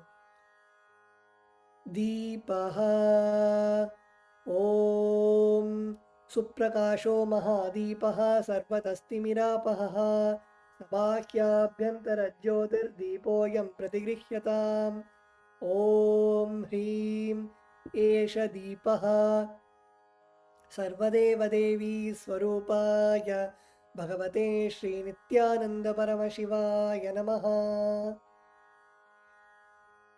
The next offering is Naivedyam, the offering of food. The meaning of the mantra we are now going to chant is, these different kinds of food offerings are prepared from sweetener and other ingredients. O Lord, please accept this food offering prepared by me with devotion. Now please take an udharani of water and hover it clockwise over the Naivedyam and offer the water at Swamiji's padukas along with the mantra, and please ring the bell as you do so. Naivedyam Om Naivedyam Vividham Deva Sharkara Divinirmitam Maya Niveditam Bhaktya Grahana Parameshwara Om Hrim Idam Shopakarna Naivedyam Sarvadeva Devi Swarupaya Bhagavate Shri Nithyananda Paramashivaya Nivedayami. The next offering is Paniyam, the offering of water for drinking. The meaning of the mantra we are now going to chant is, the Lord of all demigods, the one who bestows deep fulfillment upon us. Please accept this water full of infinite bliss. Now please take the udharani of water in your hands and offer it at Swamiji's padukas along with the mantra. Paniyam Om Samastadeva Devesha Sarvatriptikaram Param Akhandananda Sampurnam Grahana Jalamuttamam Om Hrim Idam Panartodakam Sarvadeva Devi Swarupaya Bhagavate Shri Nithyananda Paramashivaya Namaha. The next offering is Punarachamaniyam, the offering of water for drinking. The meaning of the mantra we are now going to chant is, I offer this water for washing the hands and the mouth to you, whose mere remembrance purifies everybody. Now please take the udharani of water in your hands and offer it at Swamiji's padukas along with the mantra. Punarachamaniyam Om Uchishtamapya Suchirva Yasya Smaranamatrataha Shuddhimapnoti Tasmai Te Punarachamaniyakam Om Hrim Idam Punarachamaniyodakam Sarvadeva Devi Swarupaya Bhagavate Shri Nithyananda Paramashivaya Swaha. The next is the offering of Aratrikam, the offering of Arati to the Master. Now please take the lit camphor in your hands and slowly wave it towards Swamiji's padukas along with the mantra, and please ring the bell as you do so. Aratrikam Om Hrim Esha Deepamala Sarvadeva Devi Swarupaya Bhagavate Shri Nithyananda Paramashivaya Namaha. Om Sangrahanyeshtya Yajate Imam Janatagum Sangrinaniti Dwadasharatni Rashana Bhavati Dwadashamasa Samvatsaraha Samvatsarameva Varunde Maunji Bhavati Urvai Munjaaha Urjameva Varunde Chitra Nakshatram Bhavati Chitram Va Etat Karma Karpura Gauram Karunavataram Samsarasaram Bhujagendraharam Sada Vasantam Hridayaravindehe Bhavam Bhavani Sahitam Namami Bhavam Bhavani Sahitam Namami Bhavam Bhavani Sahitam Namami.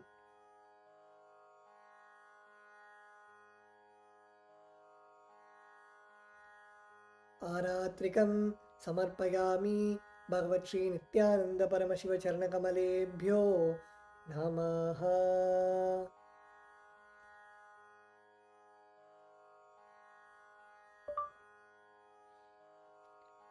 The next is the offering of Pushpanjali, the offering of fragrant flowers.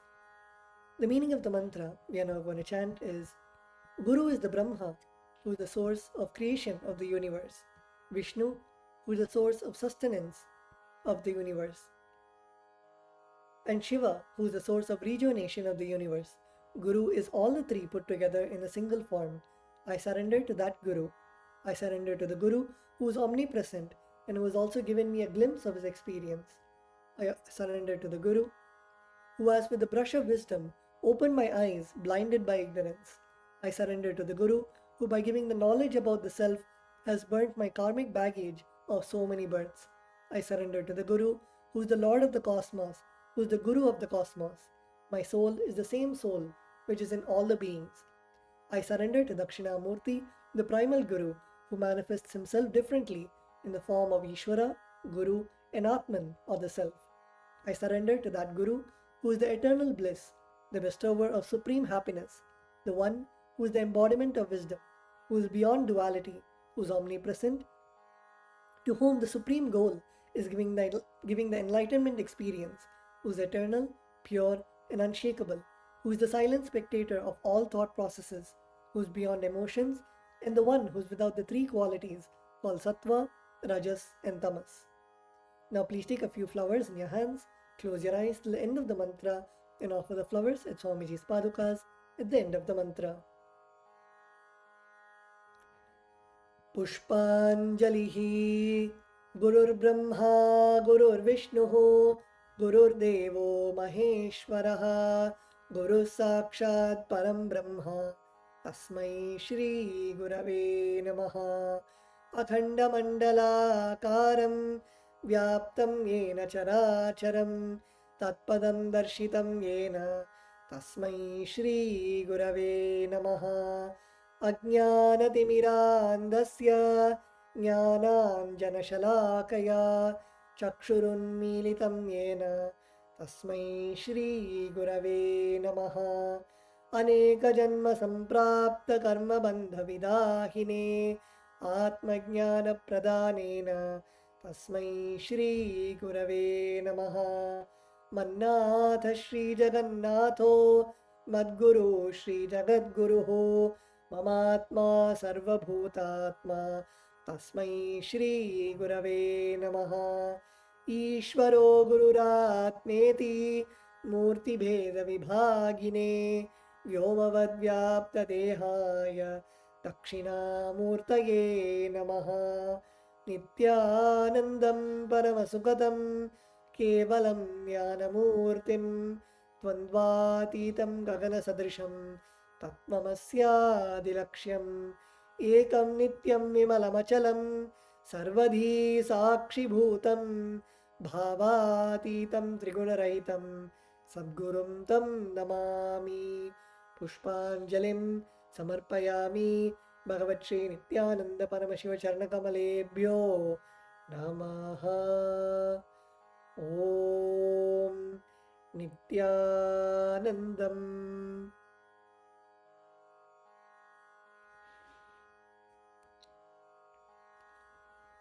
The next is the offering of the Paramashiva Puja. Let us now begin with the Tattvachamanam, the ritualistic cleansing of the mouth. Now keeping your right hand in the Gokarna Mudra, pour an udhrani of water into your right palm and sip the water from the base of your right palm each time the word Svadha is chanted. Om Atmadattvam Shodhayami Svadha. Om Vidyadattvam Shodhayami Svadha. Om Shivadattvam Shodhayami Svadha. Now with the base of your right hand thumb, wipe your lips twice from the right to the left. Om Ham Hridayaya Namaha. Wash your hands with an udhrani of water. With the tips of your right hand index, middle and ring fingers touch above the upper lip and below the lower lip. Wash your hands. With the tips of your right hand index finger and thumb joined together, touch your right nostril and the left nostril. With the tips of your ring finger and thumb joined together, touch your right eye, right ear and left ear. Wash your hands with an udhrani of water. With the tips of your little finger and thumb joined together, touch your navel center, right chest and left chest. With all 5 fingers joined together, touch the top of your head, right shoulder, left shoulder and the heart center. Wash your hands with an udhrani of water. The next is the Sakalikaranam. Please close your eyes. Visualize yourself as Bhagavan Paramashiva. Sakalikaranam is the process of invoking Bhagavan Paramashiva into every part of your body, embodying the state, space of Bhagavan Paramashiva, being in the space of Sohamasmi, then even when you worship, you are Him.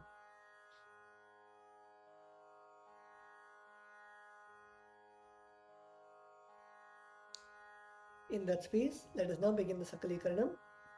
Using the left hand, wipe the front and back of your right hand once, and using your right hand, wipe the front and back of your left hand twice. Om Hastraya Namaha. Now bring your hands into the Namaskara Mudra in front of your third eye and visualize that they are being drenched with the nectar oozing out of your third eye. Om Ham Shaktaye Vaushate. Now keeping both your hands together with your palms facing towards you, touch your thumbs to the center of your respective palms. Om Ham Shivasanaya Namaha. Om Ham Shivamurtaye Namaha. Now with the tips of your thumbs, touch the tip of your little finger and move your thumbs down towards the base of your little finger. Om Ham Satyojatamurtaye Namaha. Now with the tip of your thumbs, touch the tip of your ring finger and move your thumbs down towards the base of your ring finger. Om Him Vamadevuhyaya Namaha. Now with the tip of your thumbs, touch the tip of your middle finger and move your thumbs down towards the base of your middle finger. Om Hum Agora Hridayaya Namaha. Now your index finger. Om Hem Tat Purushavaktraya Namaha. Now your thumbs. Om Hom Ishanamurdhaya Namaha. Now bring your palms in front of you, facing towards you, and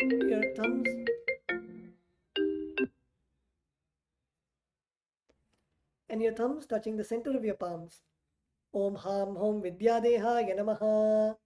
Now bend your index, middle and ring fingers such that they touch the center of your palms. Om Hom Netrebhyo Namaha. Now bend your thumbs inwards so that your thumbs are touching your respective palms. Om Ham Hom Shivaya Namaha. Now with the tip of your thumbs, touch the tip of your little finger and move your thumbs down towards the base of your little finger. Om Ham Hridayaya Namaha. Now your ring finger. Om Him Shirase Namaha. Now your middle finger. Om Hum Shikhaye Namaha. Now your index finger. Om Haim Kavachaya Namaha.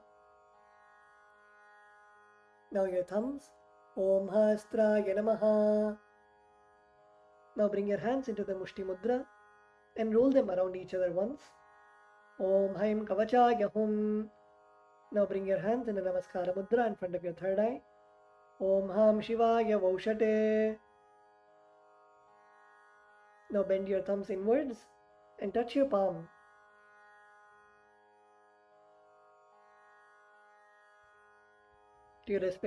Touch your thumbs to the respective palms.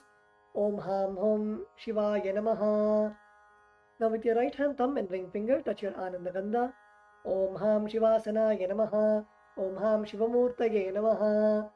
Now keeping your thumbs and little fingers joined together, touch your respective knees. Om Ham Satyojatamurtaye Namaha. Now with your right hand thumb and ring finger joined together, touch your navel center. Om Him Vamadevuhyaya Namaha. Now with your right hand thumb and middle finger joined together, touch your heart center. Om Hum Agora Hridayaya Namaha. Now with your right hand thumb and index finger joined together, touch upon your upper lip. Om Hem Tat Purushavaktraya Namaha. With the tip of your right hand thumb, touch the top of your forehead. Om Hom Ishanamurdhaya Namaha. With your right hand thumb and ring finger joined together, touch your Ananda Gandha. Om Ham Hom Vidyadehaya Namaha. With the tip of your index, middle and ring fingers, touch your right eye, left eye and third eye respectively. Om Hom Netrebhyo Namaha. With your right hand thumb and ring finger joined together, touch your Ananda Gandha. Om Ham Hom Shivaya Namaha. With your right hand little finger and thumb joined together, touch your heart center. Om Ham Hridayaya Namaha. With your right hand ring finger and thumb joined together, touch the top of your head. Om Him Shirase Swaha. With your right hand thumb and middle finger joined together, touch the back of your head. Om Hum Shikhaye Vaushate. Now cross your left hand over your right hand in front of your chest. Keep your index fingers in form of a hook and uncross your arms, moving them around your head, bringing them till your chest. Om Haim Kavachaya Hum. Now strike your right thumb onto your left palm and your left thumb onto your right palm. Om Hastraya Pate. Now with your right hand index finger and middle finger joined together, strike your left palm thrice. Om Hastraya Hum Pate. Now using your right hand index finger and thumb, snap in all the 10 directions around yourself, clockwise in all the 8 directions, and down and up. Om Hastraya Pate. Now move your hands from your head to the toes, touching the sides of your body. Om Ham Shivaya Vaushate. The next is the Samanya Arghya Stapana. Now mix some akshata, flowers, and sandalwood powder into the water in the Panchapatram. Cover the mouth of the Panchapatram and chant Om 7 times internally. Om, Om, Om, Om, Om, Om, Om. Now snap your index finger and thumb in all the 10 directions around the Panchapatram. Om Hastraya Pate. Now keeping your right hand in the Avagunthana Mudra, rotate your index finger around the Panchapatram. Om Haim Kavachaya Hum. Now show the Dena Mudra to the water in the Panchapatram. Om Ham Shivaya Vaushate.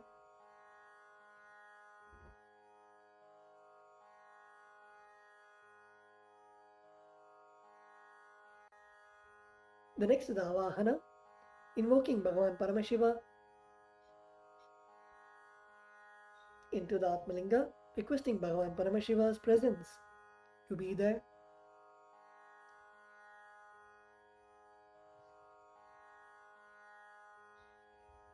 Visualize Bhagavan Paramashiva's presence in your Atmalinga. Now offer a flower onto your Atmalinga. Om Ham Shivasanaya Namaha. Now please take some flowers in your hands and close your eyes. We will now be chanting the Dhyana Shloka, meditating on the form of Bhagavan Paramashiva. Lalate Tripundri Nitilakrita Kasturi Tilakaha Spuranmaladhara Spuritakati Navasanaha Dadhano Dushtaram Shirasi Panirajam Shashikalam Pradeepas Sarvesham Arunagiri Yogi Vijayate Indhuni Bapanchamukha Hastadashayuktam Shulamragatankamasi Vajrama Bhayam Syat Pashavaradankushamanijwalanavame Shvedakamalasana Sadashivasvarupam Om Ham Shivamurtage Namaha Om Ham Om Shivaya Namaha Shri Nithyanandeshwari Paramashiva Shakti Sameta Shri Nithyanandeshwara Paramashivaya Namaha Dhyayami Avahayami.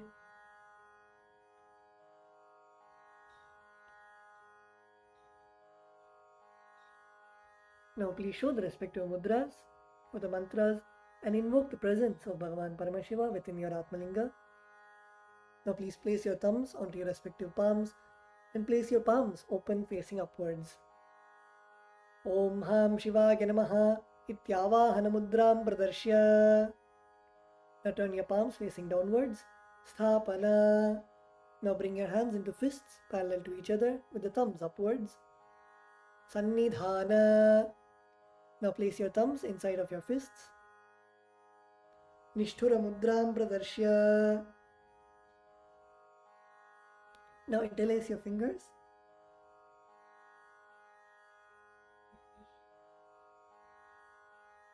And clasp your hands, keeping your thumbs out. Astraya Humphat iti Kalakanthi Mudram Pradarshya. Now hold your left thumb with your right hand and cover your right hand with your left hand. Om Ham Shivaya Namaha iti Linga Mudram. Now bring your hands in Namaskara Mudra. Namaskara Mudram. Now rotate your right hand index finger clockwise around your Atmalinga. Om Haim Kavachaya Hum iti Avagunthana Mudram Japradarshya. The next is the Upachara Puja. Now please take the Akshata in your hands and offer it to Bhagavan Paramashiva along with the mantra. Om Ham Om Shivaya Namaha Shri Nithyanandeshwari Paramashiva Shakti Sameta Shri Nithyanandeshwara Paramashivaya Namaha Asanam Samarpayami. The next is the offering of the Padyam, Achamanam and Argyam. Now please take the udharani of water and show it to Bhagavan Paramashiva's feet and offer it in the Padya Patram. Om Ham Shivaya Namaha. Now please take the udharani of water and show it to Bhagavan Paramashiva's mouth and offer it in the Achavana Patram. Om Ham Shivaya Svadha. Now please take the udharani of water and show it to Bhagavan Paramashiva's crown and offer it in the Arghya Patram. Om Ham Shivaya Swaha. Shri Nithyanandeshwari Paramashiva Shakti Sameta Shri Nithyanandeshwara Paramashivaya Namaha Padyachamanargyam Dattva. The next offering is Snaniyam, the sacred bath for Bhagavan Paramashiva and Paramashiva Shakti. Now please take some water and offer it onto Bhagavan Paramashiva along with the mantra, and please ring the bell as you do so. Om Ham Hom Shivaya Namaha Shri Nithyanandeshwari Paramashiva Shakti Sameta Shri Nithyanandeshwara Paramashivaya Namaha Snanam Samarpayami. Now please take the udharani of water and show it to Bhagavan Paramashiva's mouth and offer it in the Achamana Patram. Om Ham Shivaya Svadha Snananantram Achamaniyam Samarpayami. The next offering is Vastram, the offering of fresh clothes to Bhagavan Paramashiva. Now please take some akshata in your hands and offer it onto Bhagavan Paramashiva along with the mantra. Om Ham Hom Shivaya Namaha Shri Nithyanandeshwari Paramashiva Shakti Sameta Shri Nithyanandeshwara Paramashivaya Namaha.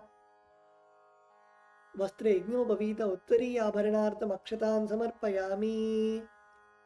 The next offering is Gandha, the offering of the sandalwood paste. Now please take the sandalwood paste in your right hand ring finger and offer it onto Bhagavan Paramashiva. On top of the sandalwood paste, offer some kumkum at the end of the mantra.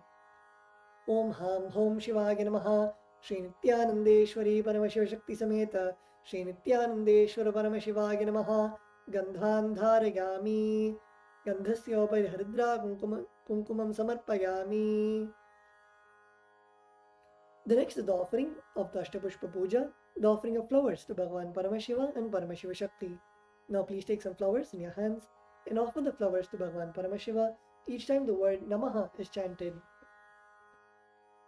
Om Bhavaya Devaya Namaha Om Bhavasdevasya Patne Namaha Om Sharvaya Devaya Namaha Om Sharvasya Devasya Patne Namaha Om Ishanaya Devaya Namaha Om Ishanasya Devasya Patne Namaha Om Pashupate Devaya Namaha Om Pashupate Devasya Patne Namaha Om Ugraya Devaya Namaha Om Ugrasya Devasya Patne Namaha Om Rudraya Devaya Namaha Om Rudrasya Devasya Patne Namaha Om Bhimaya Devaya Namaha Om Bhimasya Devasya Patne Namaha Om Hate Devaya Namaha Om Hato Devasya Patne Namaha Om Ham Hom Shivaya Namaha Shri Nithyanandeshwari Paramashiva Shakti Sameta Shri Nithyanandeshwara Paramashivaya Namaha Ashtapushpa Pujam Samarpayami. The next offering is Bilva Patram, the offering of the Bilva leaf. Now please take the Bilva leaf, smear with sandalwood paste in your hands and offer it at Swamiji's Padukas along with the mantra. Om Ham Hom Shivaya Namaha Shri Nithyanandeshwari Paramashiva Shakti Sameta Shri Nithyanandeshwara Paramashivaya Namaha Bilva Patram Samarpayami. The next offering is Dhupa, the offering of incense for Bhagavan Paramashiva. Now please offer a flower on the bell. Om Hastraya Pate. Now please sprinkle some water on the incense stick stand. Om Hastraya Pate. Now please offer a flower on the incense stick stand. Om Ham Hridayaya Namaha. Now please take the lit incense sticks in your hands and slowly wave it towards Bhagavan Paramashiva along with the mantra, and please ring the bell as you do so.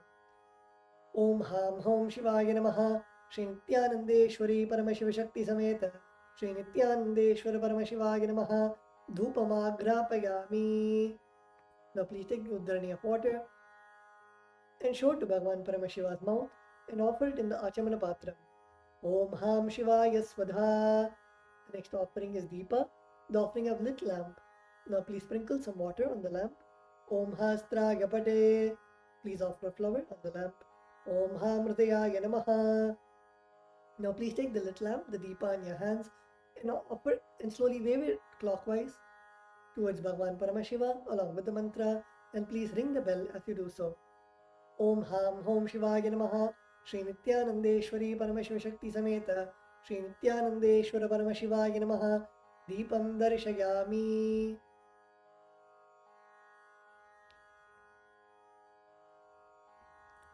Now please take the udharani of water and show it to Bhagavan Paramashiva's mouth and offer it in the Achamana Patram. Om Ham Shivaya Svadha. The next offering is Naivedyam, the offering of water, the offering of food for Bhagavan Paramashiva. Now please sprinkle some water on the Naivedyam.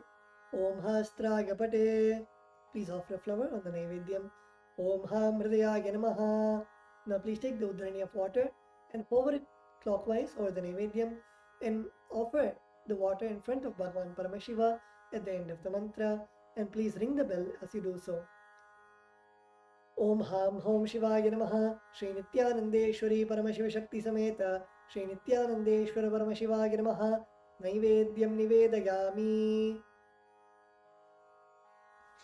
Now please take the udharani of water and show it to Bhagavan Paramashiva's mouth and offer it in the Achamana Patram. Om Ham Shivaya Svadha. The next offering is Tambulam. Now please take some akshata in your hands and offer it to Bhagavan Paramashiva along with the mantra.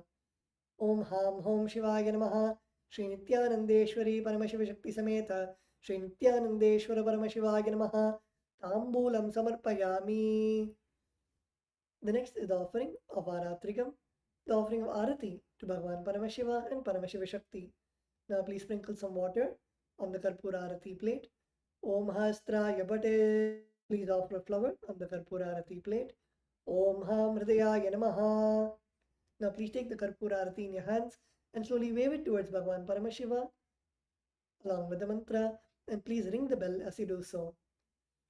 Om Ham Hom Shivaya Namaha. Shri Nithyanandeshwari Paramashiva Shakti Sameta Shri Nithyanandeshwara Paramashivaya Namaha. Karpura Nirajanam Sandarashayami. Now please take a flower in your hands and hover it clockwise over the flame and offer it onto Bhagavan Paramashiva along with the mantra. Rakshan Dharayami. The next offering is Pushpanjali, the offering of fragrant flowers. Now please take some flowers, durva grass and akshata in your hands and offer it to Bhagavan Paramashiva at the end of the mantra. Om Ham Hom Shivaya Namaha. Shri Nithyanandeshwari Paramashiva Shakti Sameta Shri Nithyanandeshwara Paramashivaya Namaha. Pushpanjalim Samarpayami. The next offering is the Gayatri Mantra Japa. Now please hold the Yajnopavita with your right hand and chant the Gayatri Mantra 11 times internally.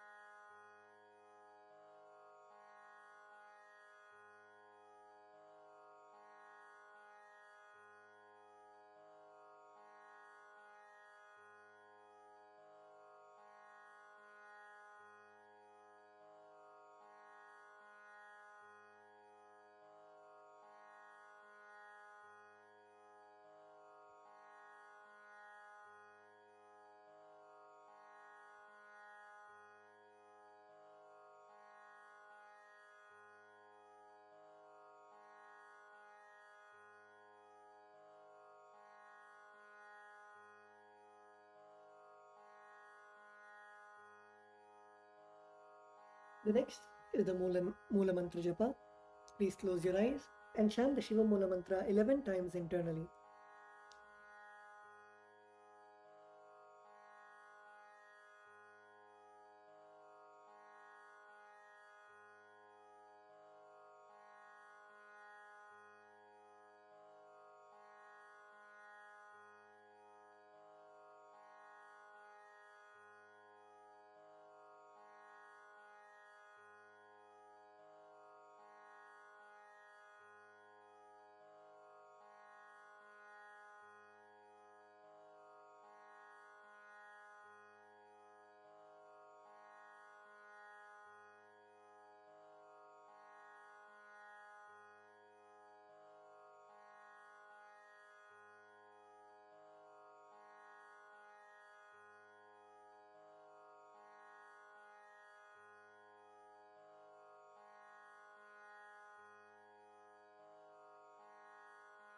The next is the Kshama Prarthana. Now please take some flowers, durva grass and akshata into your right hand. Om Ham Hridayaya Namaha, Om Him Kavachaya Hum, Om Ham Shivaya Baushate.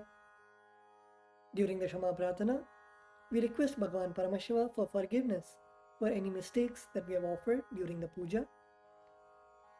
Now keeping your right hand in the Udbhava Mudra, pour some water in your hands and at the end of the mantra, let the water flow through your index finger onto the left side of Bhagavan Paramashiva. Om Yatkinchit Karma Devesha Sada Sukrita Dushkritam Tanme Shobhadasthasya Bhungshakshapaya Shankara Shivo Data Shivo Bhokta Shivas Sarvam Idam Jagate Shivo Yadati Sarvatra Yashiva Sohamevatu Om Ham Hom Shivaya Namaha. The next is Tattvachamanam, the ritualistic cleansing of the mouth. Now keeping your right hand in the Gokarna Mudra, pour a Nudrani of water into your right palm and sip the water from the base of your right palm each time the word Swadha is chanted. Om Atmatattvam Shodhayami Swadha, Om Vidyatattvam Shodhayami Swadha, Om Shivatattvam Shodhayami Swadha. With the base of your right hand thumb, wipe your lips twice from the right to the left. Om Ham Hridayaya Namaha. Wash your hands with a Nudrani of water. With the tips of your right hand index, middle and ring fingers, touch above the upper lip and below the lower lip. Wash your hands. With the tips of your right hand index finger and thumb joined together, touch your right nostril and the left nostril. With the tips of your ring finger and thumb joined together, touch your right eye, right ear and left ear. Wash your hands. With the tips of your little finger and thumb joined together, touch your navel center, right chest and left chest. With the tips of all your fingers joined together, touch your top of your head, right shoulder, left shoulder, and the heart center. Wash your hands with a Nudrani of water. Let us now offer our gratitude at the feet of our beloved Swamiji and end with the Purna Mantra. Om Purnamadav Purnamidam Purnat Purnamudachyate Purnasya Purnamataya Purnameva Vashishyate. Om Shanti Shanti Shanti Harihi Om Tatsat Sarvam Bhagavat Shri Nithyananda Paramashiva Padukarpanamastu. Om Nithyanandam.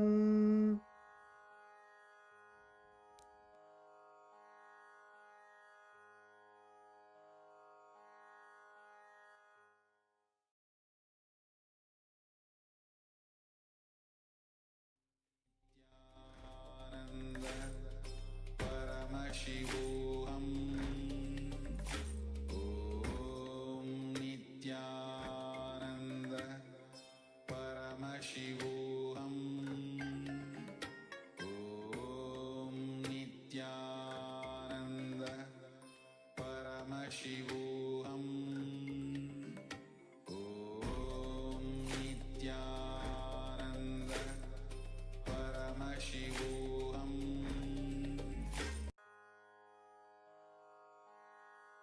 Nithyananda, I'm requesting Kailasa LA to please turn on your camera.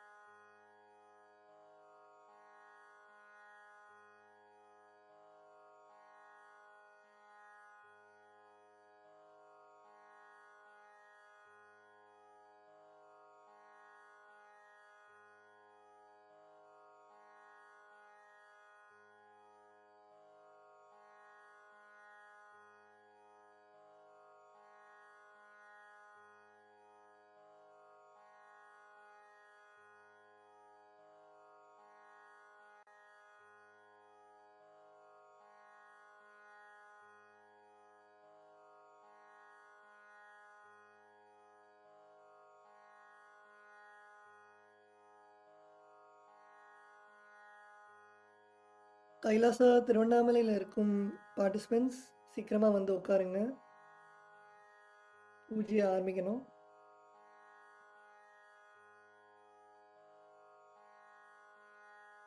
Madhyamai, can you please call all the participants and make them settle down in Kailasa Tiruvannamalai?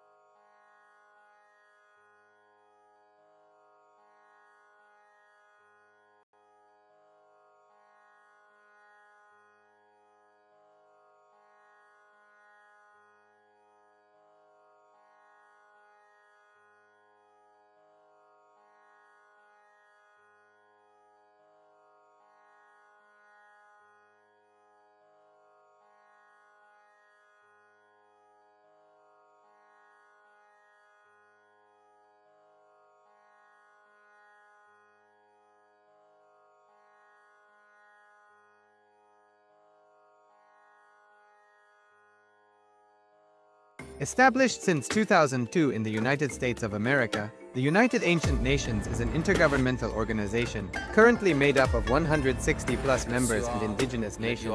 The UAN and its work are guided by the purposes and principles contained in its founding charter.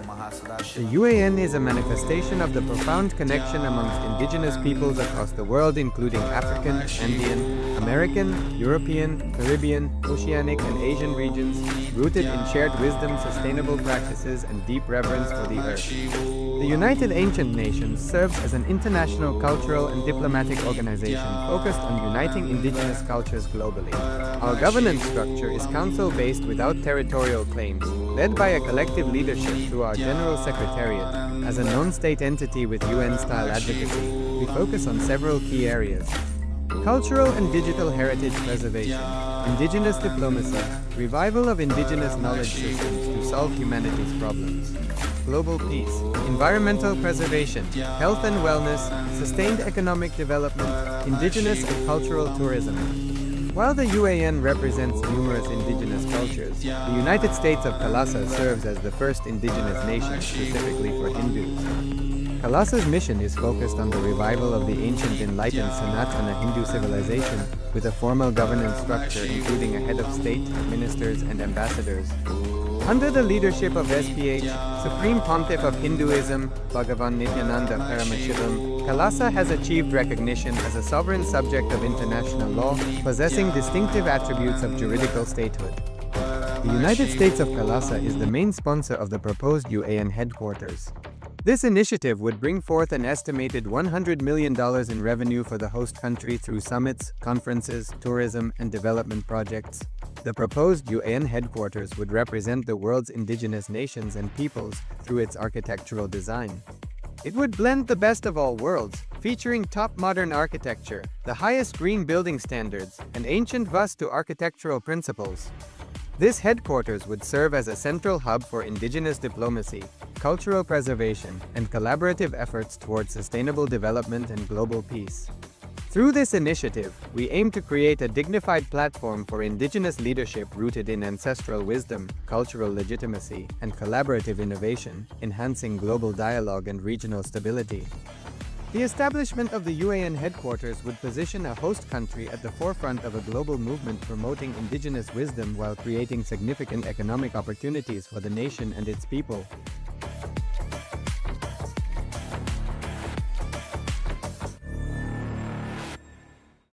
Established since 2002 in the United States of America, the United Ancient Nations is an intergovernmental organization, currently made up of 160+ members and indigenous nations. The UAN and its work are guided by the purposes and principles contained in its founding charter. The UAN is a manifestation of the profound connection amongst indigenous peoples across the world, including African, Andean, American, European, Caribbean, Oceanic, and Asian regions, rooted in shared wisdom, sustainable practices, and deep reverence for the earth. The United Ancient Nations serves as an international cultural and diplomatic organization focused on uniting indigenous cultures globally. Our governance structure is council-based without territorial claims, led by a collective leadership through our General Secretariat. As a non-state entity with UN-style advocacy, we focus on several key areas: cultural and digital heritage preservation, indigenous diplomacy, revival of indigenous knowledge systems to solve humanity's problems, global peace, environmental preservation, health and wellness, sustained economic development, indigenous and cultural tourism. While the UAN represents numerous indigenous cultures, the United States of Kalasa serves as the first indigenous nation specifically for Hindus. Kalasa's mission is focused on the revival of the ancient enlightened Sanatana Hindu civilization with a formal governance structure including a head of state, ministers, and ambassadors. Under the leadership of SPH, Supreme Pontiff of Hinduism, Bhagavan Nithyananda Paramashivam, Kalasa has achieved recognition as a sovereign subject of international law.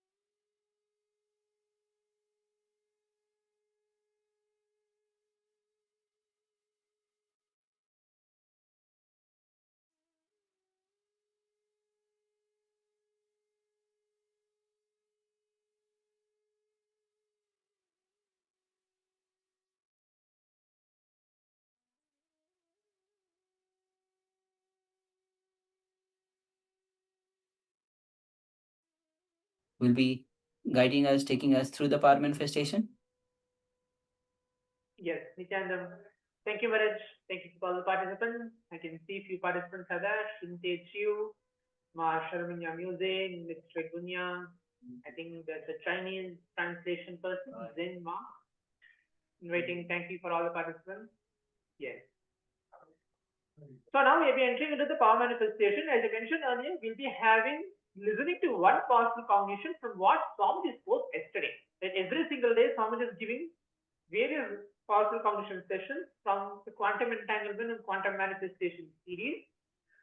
Yesterday, what did Swamiji actually tell? Swamiji very beautifully told that, every movement, everywhere, start perceiving everything is Paramashiva, right? From your laptop, from the headphones in which you're listening, from the mobile phone, from the Acharya, from the power manifestation, start perceiving everything, everyone, every situation, every incident, whether it is good, bad, no, not pleasant, or you didn't expect the situation to arrive. Everything is Paramashiva manifesting. Things from his end. That is the entire message what Swamiji has beautifully mentioned yesterday.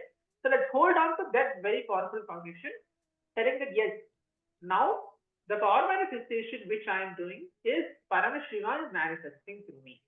Paramashiva is flowing through me. Paramashiva is doing it. It's end-to-end Paramashiva's work. And here I'm just going to manifest as Swamiji, as Paramashiva. So you are also Paramashiva. You are also mentioning Paramashiva, that Paramashiva is manifesting through Paramashiva. So now, with that powerful cognition, I hope the participants understood. Let us enter into the manifestation. Before that, let's chant the Shastra Pramana, the scriptural reference. We always chant the verse mentioning that this science of power manifestation is revealed by Paramashiva from the Vijnana Bhairava Tantra. From the Vedas and Agamas, beautifully Paramashiva tells, Kapala antarmano nyatya tishtham niditalochanaha kamena manasu dhadya lakshaye lakshamuttamam. Now I request Yogasana Maharaj to keep the image ready. Let us all enter into the manifestation. Let us all sit straight. Keep our spine straight. Close our eyes. Remember Swamiji in our third eye. Hold on to that powerful cognition and start to perceive everything in our life from Paramashiva's end.